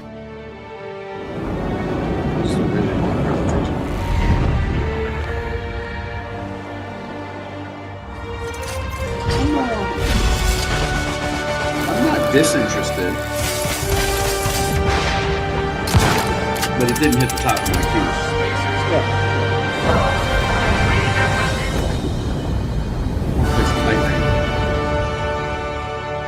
Now, I wasn't expecting that Call of Duty trailer, but I'm not super. With the Outer Worlds interested 2, we're in it. all about the best place to play, which is also the promise of Xbox. You can no, play the this Outer guy's Worlds gonna 2 be on this doing the Grounded Xbox, 2 thing but it may be next. hard to play it when you're staring at all these beautiful holes. Oh boy. Let's cut that. You can play the Outer Worlds 2 on this Xbox. Oh yeah, now that's Microsoft. Or you can take a phone call on this Xbox, then play the Outer Worlds like 2 a right well-known after. comedian Excuse or me, I'm getting a something that I'm call. not aware of? Hello? What am I doing? I'm playing the Outer Worlds. Hello? Yeah, this is Mark. I didn't know I had jury duty today. You could play the Outer Worlds 2 on this Xbox, but it takes 2 people to lug around safely. We're gonna go up to my apartment, okay? And this is an Xbox you actually wear that also plays the Outer Worlds 2. What do you think, Claire? This is amazing. Are you playing? I think so. Fantastic. So now this is actually not an Xbox, so you cannot play the Outer Worlds 2 on it. Can't play anything on this. I guess bread. This again. You ever play bread where you take it out of one slot, put it in the other? I don't have friends. If you This is pre-order the Xbox. premium edition now, you'll get early access, which is like a prequel to the sequel, or An Xbox behind me, or guys. launch the sequel to the pre-order, Yeah. or like, why are any of us alive at any time? Required Doesn't matter. internet. Though. Either way, my job here is done. It's time for the Grounded Of 2 course, portion of the so is Direct, which is actual sort of Xbox like these the days. sequel to the Outer Worlds 2 portion of the Direct, which I absolutely just hit a home run with. You know, it's really nice to see my influence go on to other games. Take it away, team.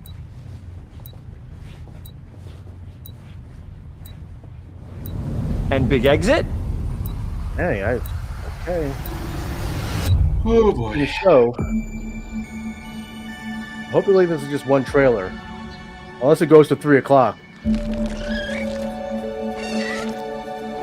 I'd rather Grounded. We're so proud of Grounded.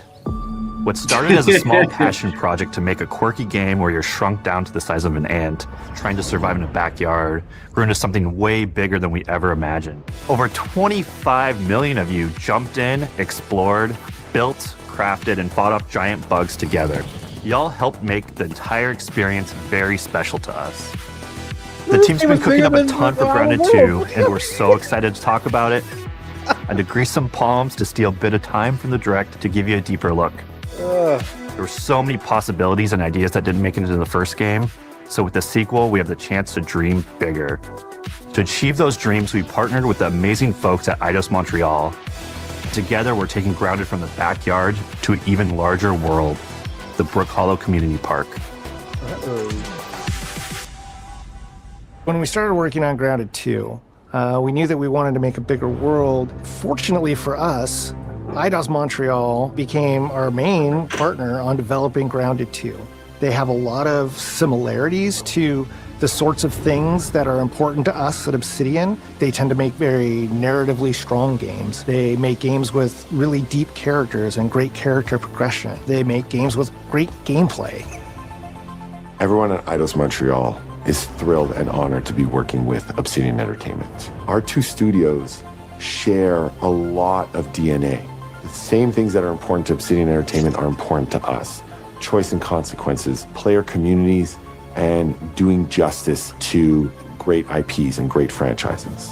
The fact that we're the first partners that they're working with to make a sequel to their franchise feels like we're an important part of their history. The events of Grounded 2 take place 2 years after the first game. The same 4 teenagers are returning. So there's Max, Hoops, Willow, and Pete. They're a couple years older, which means they've gone through a bit more high school, a bit more mature. It's 1992. The world's a little bit different, but we're still in that fun, nostalgic era of the early 1990s. In Grounded 2, we're moving the action out of the backyard and into the Brook Hollow Community Park. Not only is it bigger, it allows us to tell a lot more stories and expand the world of Grounded by exploring what the community of Brook Hollow has been up to and what they've been through. The park overall is about 3 times the size of the backyard, and our initial starting area is actually the same size as the entire backyard from the first Grounded. The reason we wanted to move into a park wasn't just to create a bigger world, but was to give us the opportunity to explore the community of Brook Hollow and what secrets have they been hiding. What we love and what we're excited about in terms of the park is the opportunity to create environments and landmarks that are mundane at normal size, but are colossal wonders when you're the size of an ant. Everything from a giant trash can to a community picnic table or a snack bar. All of these areas come to life in a brand new way. Part of the fun in Grounded 2 is that the park was evacuated really quickly right before our teens were shrunk. And that means that the park has been sort of turned upside down and is in a topsy-turvy state. And that leads to really fun environmental storytelling, but it also leads into the creation of amazing biomes for our characters to explore. One of my favorite examples of this is the ice cream cart. In all of the commotion, the ice cream vendor's cart has been knocked over and its contents have spilled out into the ground. And what this means for our young adventurers is that they'll be able to explore this frozen cave of interesting challenges and colorful Lovecraftian horror. We have one anthill that's actually somebody decided to bury a bunch of toxic stuff in the park. And so there's all these toxic chemicals under the ground. The environment looks very cool and very spooky with all of these sort of chemical pools. And of course, nothing can live down there except for one type of insect, the cockroach. We're oftentimes reinventing environments, and in future updates, you're gonna see a ton of new stuff. You do a lot of fighting against insects of all shapes and sizes. We didn't just want it to look better, we also knew we wanted to add a new layer of strategy.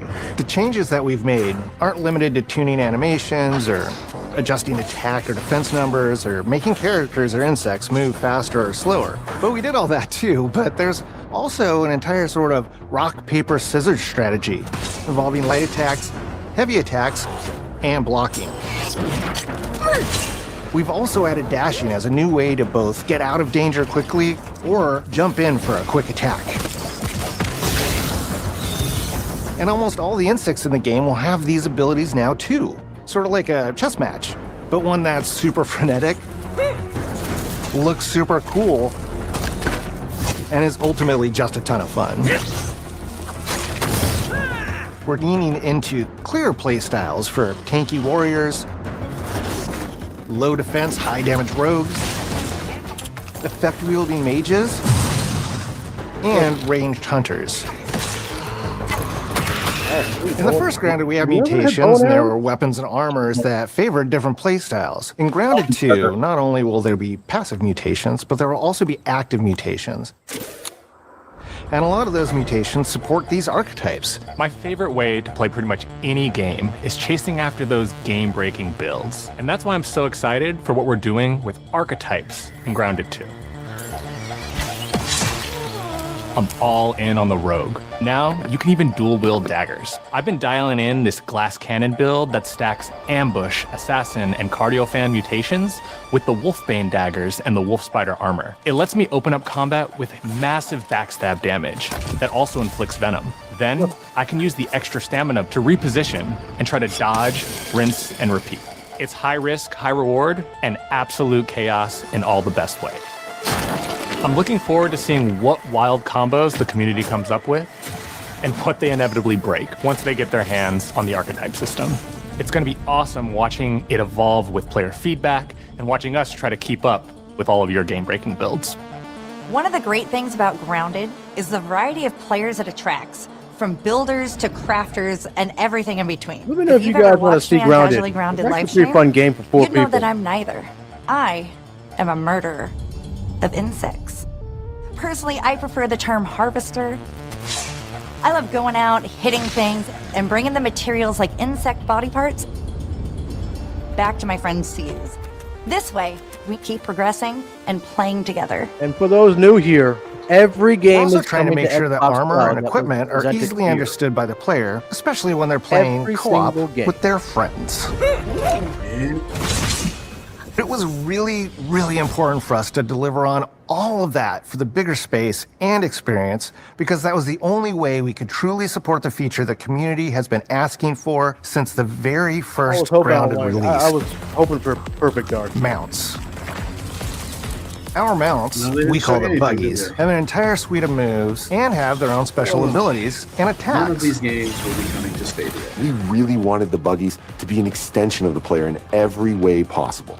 And that meant making sure that buggies had unique and valuable abilities across all the core pillars of Grounded. So that doesn't just mean exploration and travel. That has gameplay implications for combat, crafting, and building as well.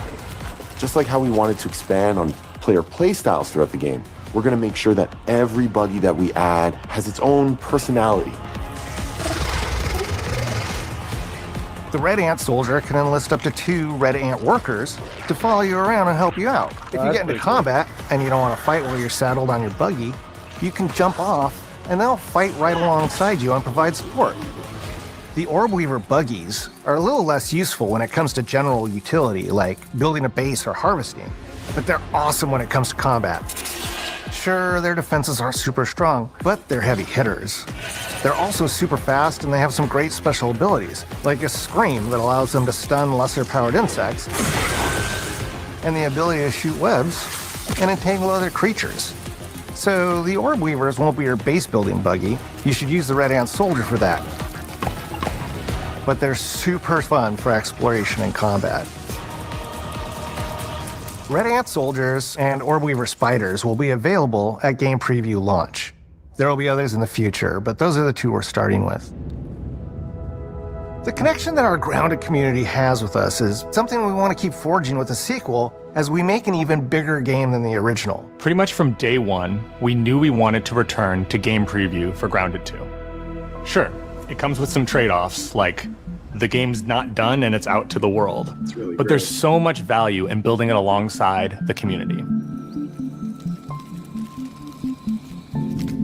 Buggies change how you traverse and navigate the park. What we're doing with Grounded 2 is we're actually keeping zip lines held back so we can see how players engage with buggies, and then we can tweak zip lines to bring them back over time to really complement that buggy experience and make exploring the park far more fun. That kind of feedback loop helped shape the original Grounded, and we wanted to shape the design for Brook Hollow Park, archetypes, buggies, all of it. We also learned a lot from that first time around. One thing that stood out immediately, players blaze through our content, especially the story. That makes sense. Story, characters, world building, that's kind of Obsidian's thing. It's the flavor we bring to the survival genre. So this time, we're starting with a much bigger baseline. There's been an explosion at Brook Hollow Park. Chaos descended on a ceremony commemorating the 2-year anniversary of when 4 teenagers were miniaturized against their will. One of our favorite parts of the first game was watching the community uncover clues and spin up theories. This time around, we're leaning even more into that, and we'll be keeping a close eye on what our players discover and how they interpret it. because you never know what might inspire us as development moves forward. We really started to hit our groove at the end of Grounded 1. We found that being open about what we were planning and then following through was key to building trust with the community. As a small team, we had to experiment with update pacing and scope, and what we found resonated the most with all of you were bigger, beefier updates, even if it took us a little longer to land. So that's the plan. Larger, more complete updates spaced out just enough so we can take your feedback seriously and make every drop count. You can expect in our big updates new buggies, new biomes, new building pieces, all the good stuff. And we're launching with a public roadmap so everyone knows what to be excited about in the future. All of us at Obsidian Entertainment and IDOS Montreal are super excited about how close we are to letting all of you players get shrunk a second time and explore the all-new park on buggies in Grounded 2.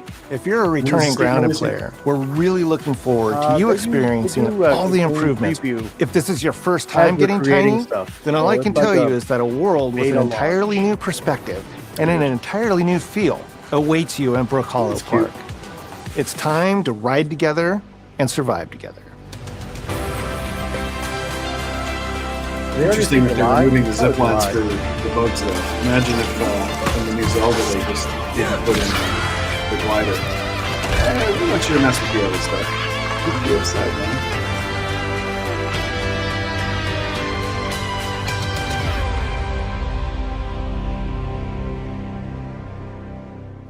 But at the same time, I get it. It's such a powerful tool. July 29th. Cool.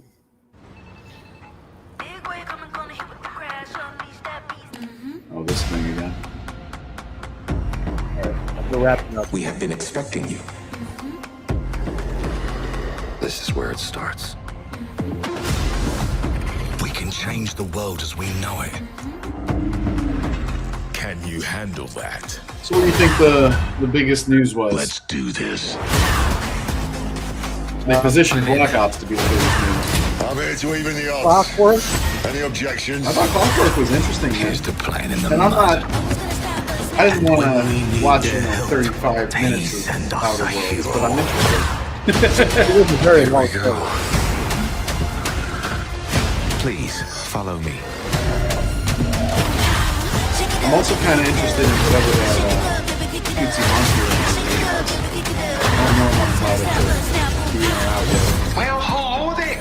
It looks like you're about to do some renovations.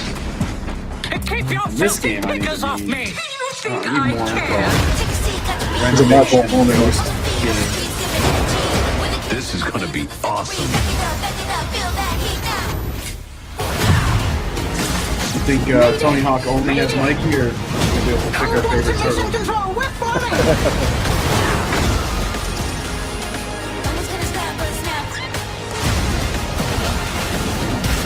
Had enough yet?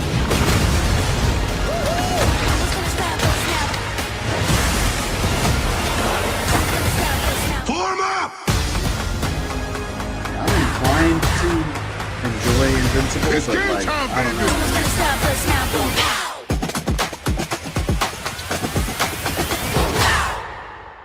All right. Have you seen some of the other fighting games that they've been showing off? Like that, there's that Marvel one made by. Oh, yesterday, yeah. Yeah, I think it was looking.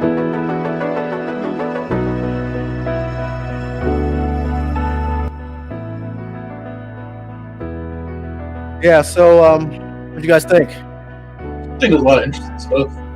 Some of the games I thought were kind of busy. Like I'm wondering how good they're going to be. Like that Clockwork looks really cool. But a lot's going on in that game. I think they did the best job of standing out. I think they went a little too over the top with some of the characters, but that's what you got to do if you want to look different than the rest of these games. I mean, when you saw that, we had it's like a steampunk game with sentient robots, but then we literally saw another game that was mildly futuristic with sentient robots, including Black Ops. It was also futuristic with sentient robots. Yeah, God, it's hard to stick out, man. A lot of these things have a lot of the same bones.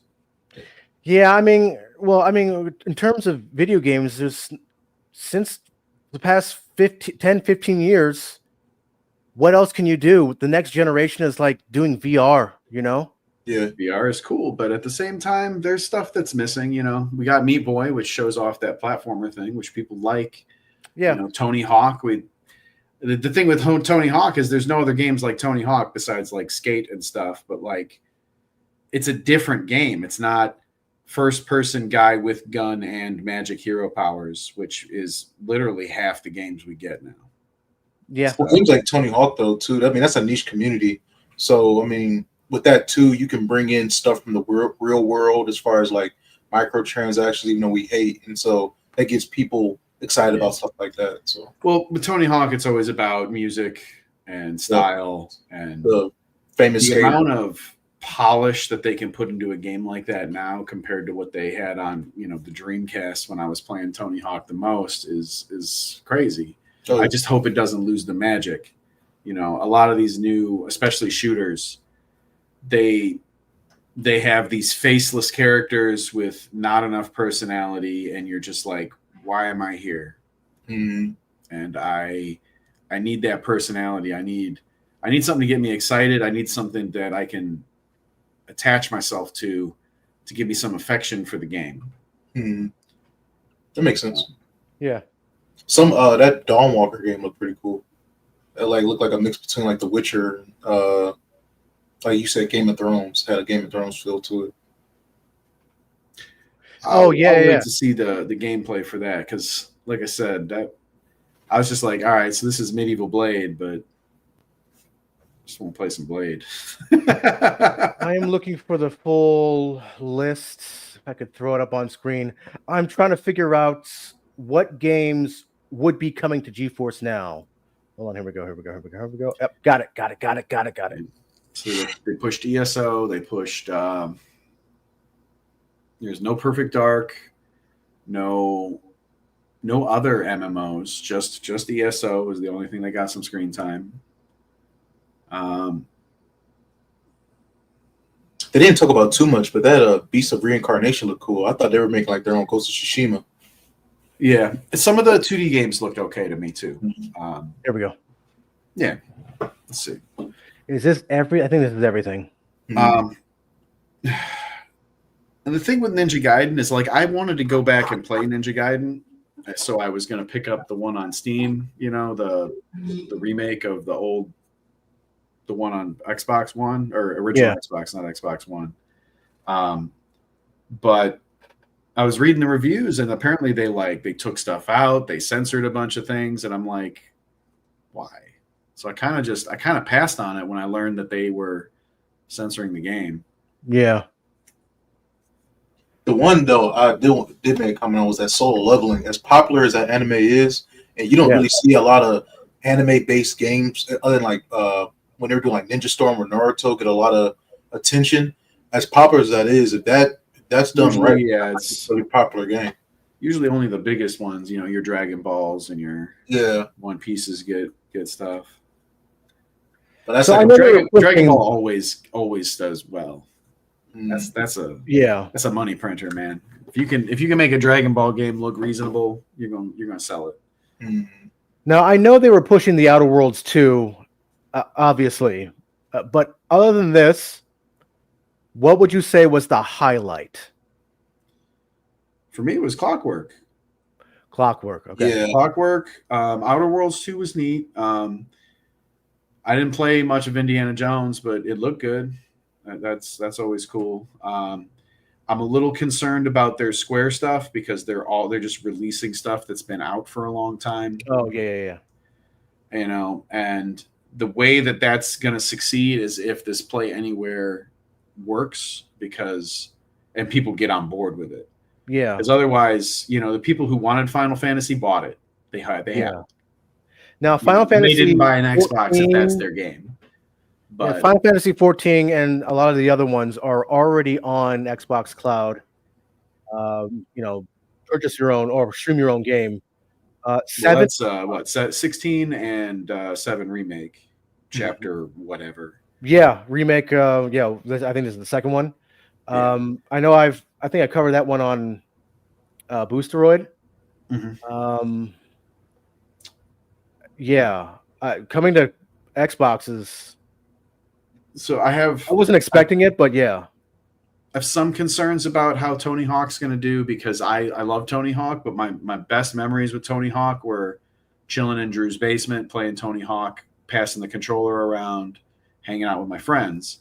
Yeah, and I don't see people doing that a lot anymore. I work with different it's all teenagers and online. whatnot. Play your own online by yourself. Right, everybody's at home. Yeah. When they do get together, they hop on and play Fortnite. They don't, or FIFA. They aren't doing something else. It's those core games that they always play instead of what else is new. Now, Tony Hawk was one of those games back then for us, for our crew, but at the same time, cracking into that now and the world we live in with there's 100 times as many games right now as there were when we were in high school. It's just too many games. I know. The competition is crazy. Yeah, I know. The thing is, it's like it was either one or two skating games. Right. And how many shooters do we have now? How many RPGs do we have now? Online RPGs. I mean, Elder Scrolls is still going, It's not just but games, it's like man. it's getting crazy out here. And it's not just games. Like video games were something we did when we weren't playing, sports or doing something else, and it was a great time filler, et cetera, et cetera. Now, like, there is no time that just needs filling. Everyone just looks at their phone and play. They think there's so much entertainment. There isn't a moment in a day where a person can't be entertained within the next 30 seconds because it's just the way we're built. Yeah, I know. So it's so much harder for these games to get that zeitgeist. And same with like media and film and stuff. For like a Game of Thrones or a Marvel Avengers to like really take over, it's so difficult for a game to do that now because of there's so much competition from every form of media. Yeah, everything. And that's part of the genius of the cloud is that they're getting to that point where they can be one of those things that's entertaining you in the next 30 seconds. Instantly, yes. Yep. Now, speaking of that, which one of these games or how many of these games do you think are coming to GeForce Now? Because not every one of them are. I don't know if I didn't check to see if the Outer Worlds, the original, is on GeForce Now. But it's going to be on Game Pass, and it's an Xbox, GFN right now, first party exclusive. So I would say that 2 is definitely coming. They'll probably add 1, when they launch 2. No Outer Worlds on GeForce Now. Okay, I'm guessing they would add 1 right before 2 or at the same time. Mm-hmm. Black Ops 7, obviously. Or Grounded 2, I could see on there.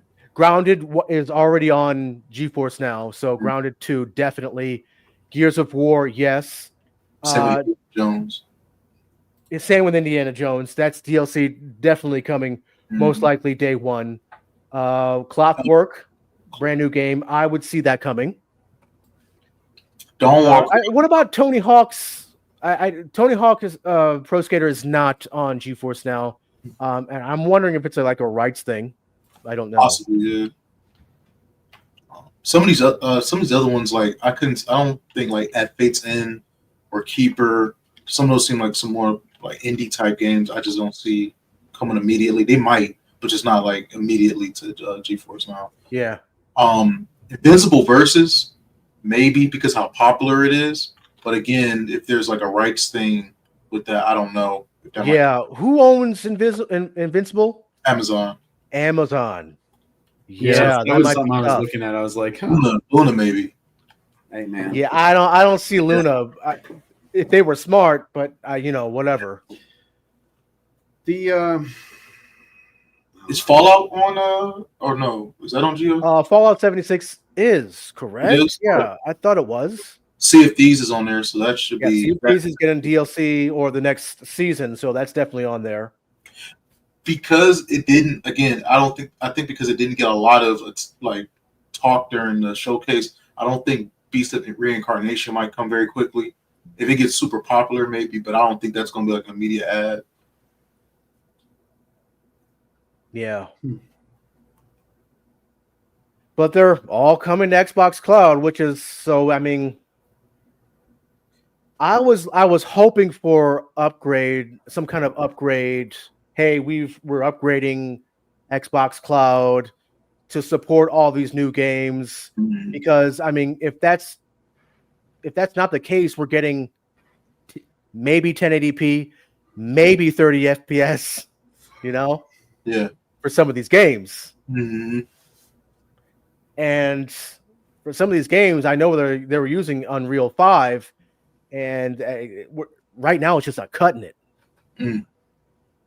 It's just not cutting it. On top of that, I know we've got some announcements for new. They're building new data centers. That's right where we are. Right. Yeah. Which is great. I'll have to make a video on that. Thank you, Little Quick, for sending me that information. But yeah, interesting. They're building. They're literally dropping everyone. Amazon, Microsoft, Google. They're just dropping billions of dollars everywhere to get more data centers. More data centers. Yeah. It's actually pretty crazy. But yeah, I'm kind of mid with all these games. I was expecting a couple of franchises. We looking like for Perfect Dark situations in franchises or like brand new type stuff. I was expecting some kind of Halo announcement. Like I said, Perfect Dark, because they announced Perfect Dark last year. I was expecting like an announcement, like a release date or something. But I didn't get any of that. I'm still surprised that Outer Worlds 2 has that first spot. Like they put it in front of Call of Duty on this. They put it in front of Call of Duty. Yeah. I think they're really trying to push that game. They are really trying to push. That game. They are really trying to push the Outer Worlds. I think to an extent it will work. I think it's going to do better than the first. Well, I think so too. Their marketing is much better than the first one, because I didn't play the first one. Not either. Yeah, like I said, it was on my list. I think I listened to a song that involves that game. It's on my playlist, but yeah. Some of the ones that like a lot of are kind of interesting, like that Mudang, the Korean. Yeah, that's an interesting one. Yeah, like that was heavily Unreal, right? I think it was Unreal, right? What's it called? It's called Payday by Miracle of Sound. That was what I'm thinking of. Sorry. That Chronos. Remember saying that it's like a mixture between like The Last of Us and like Dead Space. Yeah, interesting. They continued. Well, there's a continuation with A Plague Tale because they got Resonance, so they're adding to that franchise. Right. That was graphic heavy. It was very graphic heavy. Yeah, very graphic heavy. So if that's coming to the cloud, I mean, if they're running 1080p, 30 FPS on some of these games, they gotta bump it up, man. Yeah, it's not gonna work. I'll be honest though, too, with kind of going back to Call of Duty, I'm kind of surprised they're dropping 7 now. It seemed pretty fast for them to be dropping Black Ops 7. Well, I heard just dropped. Yeah, did they say this year? I didn't see the release date. They didn't say this year. There was a trailer, and that was about it, man. That was about it. Okay. I heard like Modern Warfare 4 was supposed to come before Black Ops 7, and that was my thing. Where I'm like, I'm surprised they showed Black Ops, and that's also the whole setup for that game was kind of weird because it was robots, and then it went like Inception with the world bending stuff. It's like, so what's going on? Like, are they going like a different direction? Yeah, Black Ops or no idea. Yeah, whatever they're doing, Microsoft's going to be pushing them to have a banger because they just took this thing over. So. Yeah. For a second, it reminded me of what's it called? Ghost Recon. Future Soldier. Not Future Soldier, the one after that, and not Wildlands either. It was the one where you were on. It was like the futuristic island, and you were like basically on your own. Hold on, what was it called? Not Wildlands, but the one with the Punisher. What's his name? Right? Oh, Breakpoint. Yeah. That's what I thought it was at first, but then we found out it was Call of Duty. Yeah, Call of Duty. That was just a shocker. I don't know if it's just me. I know it's a lot of like kind of Nintendo references throughout the thing because like with Super Meat Boy with that green pipe, I was like, what's going on? And then a Nemo, actually, Little Quick, you said it first, was like with the star at first, I thought it was going to be like some Super Mario Galaxy type thing with the way it was shaped, but then it went to like a Pokemon Power World type game. And that, honestly, this is going to sound weird, but I was surprised we didn't get like a good Pal World clone soon because Pal World was killing it. And like, yeah, Nintendo's out for blood with them legally, but like the game isn't that exceptional when you look at just how it's built. It's just a good concept. So I was really surprised that we hadn't seen a highly bankrolled Pal World clone that just tries to be Pal World but better. Which is what that game almost looked like, but maybe they're trying to step away because Nintendo is trying to absolutely roast that company legally here and in Japan. Yeah. So those in the chat, what were you guys looking forward to out of all these games?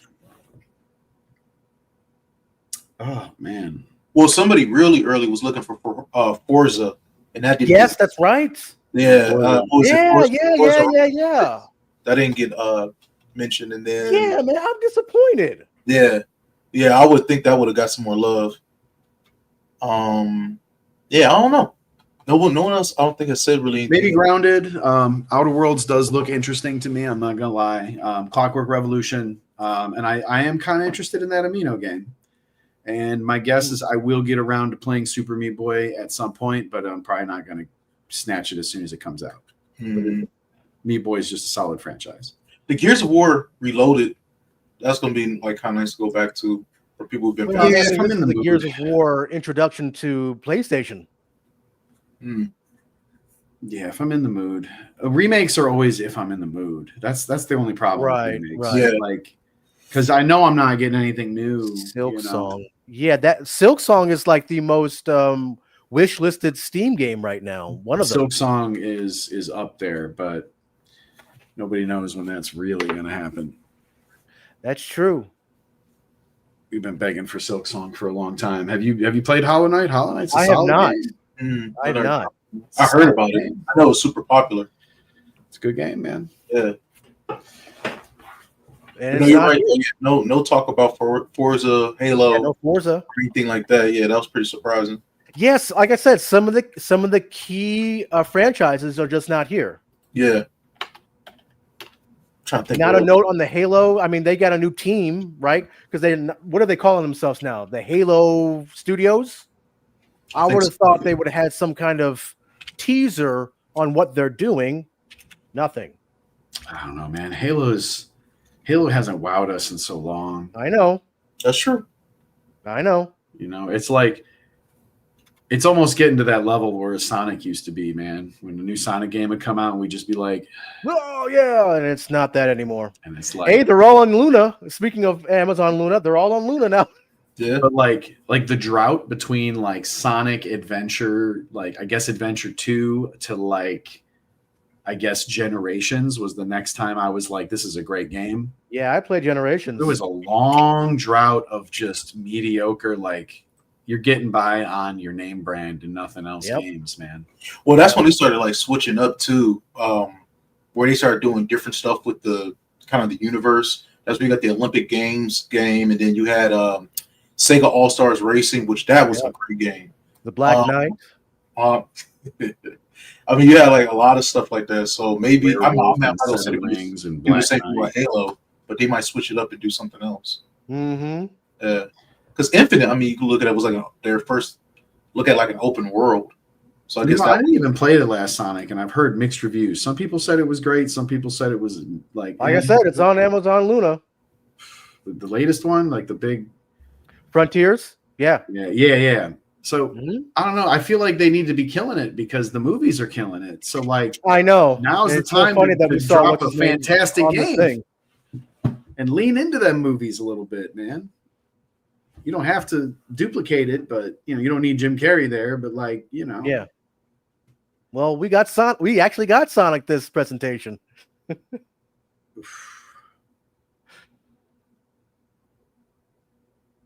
course, he was representing the Outer Worlds, and but you know, in comic relief. But you know, whatever. Yeah. All right. We'll have to see what games comes to GeForce Now. Yeah. And Boosteroid will try to get all these ones too. You guys have any guesses out of these? Like, which are going to be probably the biggest game? Well, I guess the biggest game was going to be Call of Duty. Like, well, outside of that. Outside of that.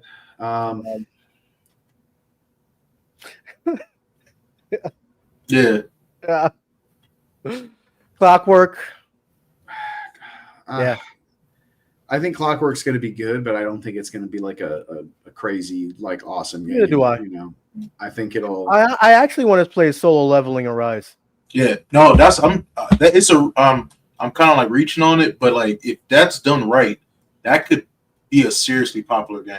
I mean, it looks like it's going to be really fun with 4 people. Yeah, and that's the other thing too is co-op. So yeah, because I mean that kind of plays too because the whole premise of the show is that you're a guy is in an RPG in real life. Mm. So with all that, it's like what you would normally do in an RPG, but then co-op with everything else. So that could be really cool. Well, that's about it. Last thoughts of chat? Anything? No. I think we're clear, man. I'm gonna go look and try to get a little night rain in before I have to go to bed and go to work. It is Sunday. Yep. All right. Yeah, I had to work yesterday too. So, thanks for showing up, everyone. Sure. Peace out, y'all. We'll see you soon. Deuces. Unless y'all want to play some night rain.